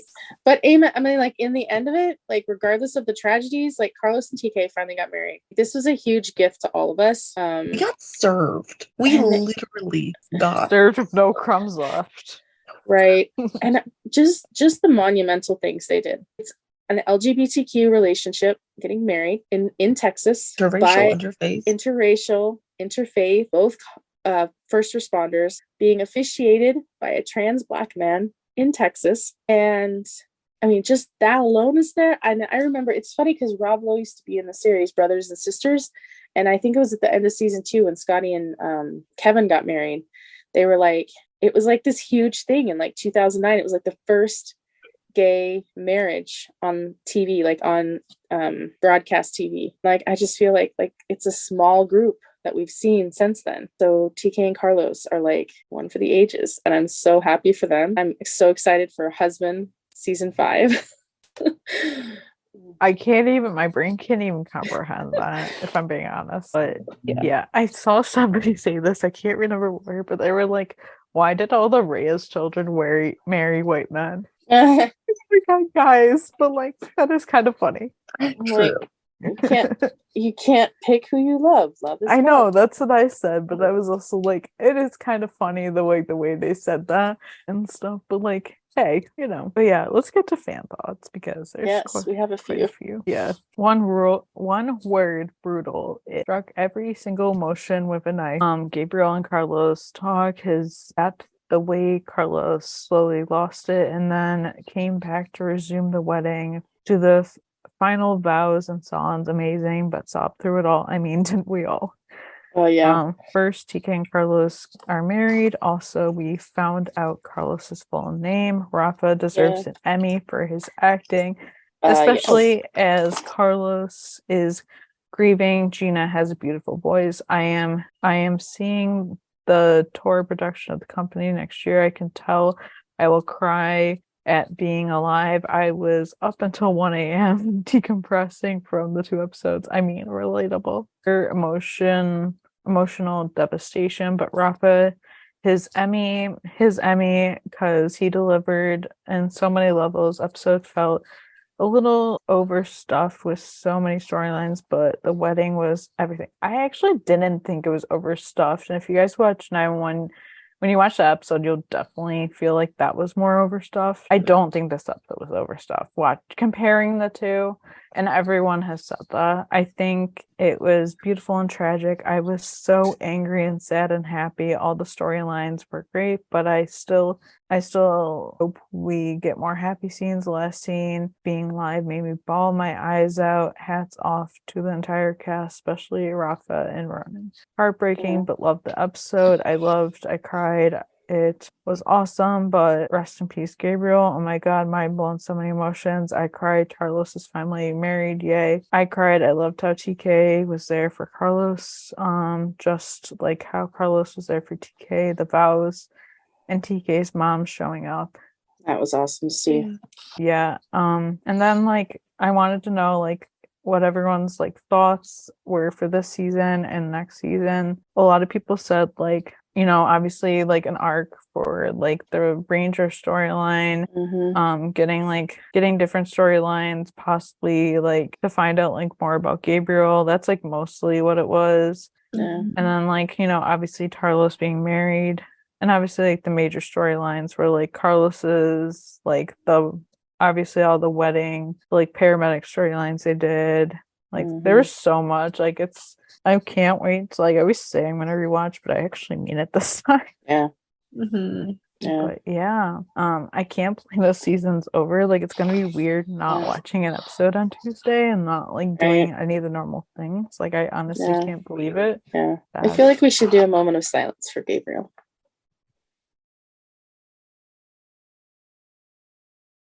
He was a good man. Yes, he was. And I hope Benito is able to come back he's an amazing actor, and I feel like Rafa's learned a lot from him. I know. And I hope that relationship continues, and I hope we see that in the future, just like Benito and Gabe and Rafa working together or them back together somehow. Yeah. Right. Yeah. I'm really going to live for like flashbacks and memories. Me I too. know. I really hope we get that. Like, I think we will, but like, Yeah. I'm looking forward to it. Like, and stuff. Yeah. So now that the season's over, I hate saying this because like yeah, it's weird. It's just weird. That's why I hate saying it. Yeah. So the finale and like just obviously talking about the whole season, we've decided we all have like different things going on. We're going through different things. So we are gonna take like a 2-week break and stuff, and then we'll resume things. Obviously, our next episode will be like the Tarlos ranking we always do. Then we'll have our 100th episode, which will be a special different episode. And then we'll, that'll give us time also to like rewatch, obviously, the back half, the B season, 911, and then we could start talking about that. Right. We don't really have plans beyond, obviously, the next couple episodes. We'll obviously decide what we're going to do after that once we've had time to regroup, which is obviously what this mini break is going to be and stuff. It's crazy that it's all happening for all of us, like for different reasons at the same time. I'm so grateful it is at the same time and we're not all like I know, different times. It's funny because we were talking about this weeks ago and I was like, no, I don't want to take a break. But then like, stuff happens and stuff. It kind of had to be unavoidable, and I think all of us could use the break, and we've all got stuff we cannot move. So but we're gonna still keep in touch, and we talk often. I'll send Easter eggs along the way when I'm in Austin, and I'm visiting a few firehouses, so I'll send you guys my graduation photos. So. So it's a little bit of a break, which will be weird, but it's definitely for the best. Yes. And obviously we'll still be talking to you guys in Discord. And we'll be back soon. All the places. Thanks for everybody who's been joining the Discord. It's awesome to see more conversations going on. I know, it makes me so happy because I'm like always talking with everyone and stuff, and I get so excited when new people join. It was funny because somebody commented on one of my videos. They were like, what, I need a support group, and I was like, okay, I'm making a video and I can be like, hey, you need a support group. We need to make like a Gabriel Reyes like channel support group channel. Totally like over the summer we definitely need to like revamp things and like add things for sure, like when we have like more time. Also, Fox, you are getting a very, very large bill for therapy. I was gonna say that. Him, not even Fox, him, you're getting my therapy bill. It's funny because I was gonna make a video that was like, oh, when you here for your first therapy session, how much time do you have? We'll see you guys in a few weeks, of course. Thank you guys so much for listening and joining us. Be sure to subscribe to the podcast on Anchor. We're also on Spotify, Apple, and Google Podcasts, and everywhere you get your podcasts. You guys can rate us on Spotify and iTunes. It would mean a lot to us. You guys can follow the podcast on our socials at 91LS Roundup on Facebook, Twitter, Instagram, and TikTok. Be sure to join our Discord server. The link is in the description of the podcast and our Instagram bio. You guys can follow me, Katie, at FlowTaros on Instagram and TikTok. You guys can follow me, Grace, at RoninRafa911 on Instagram and at SheepGirl31 on Twitter. You can follow me, EJ, at EJ8302 on Instagram and Twitter. Bye.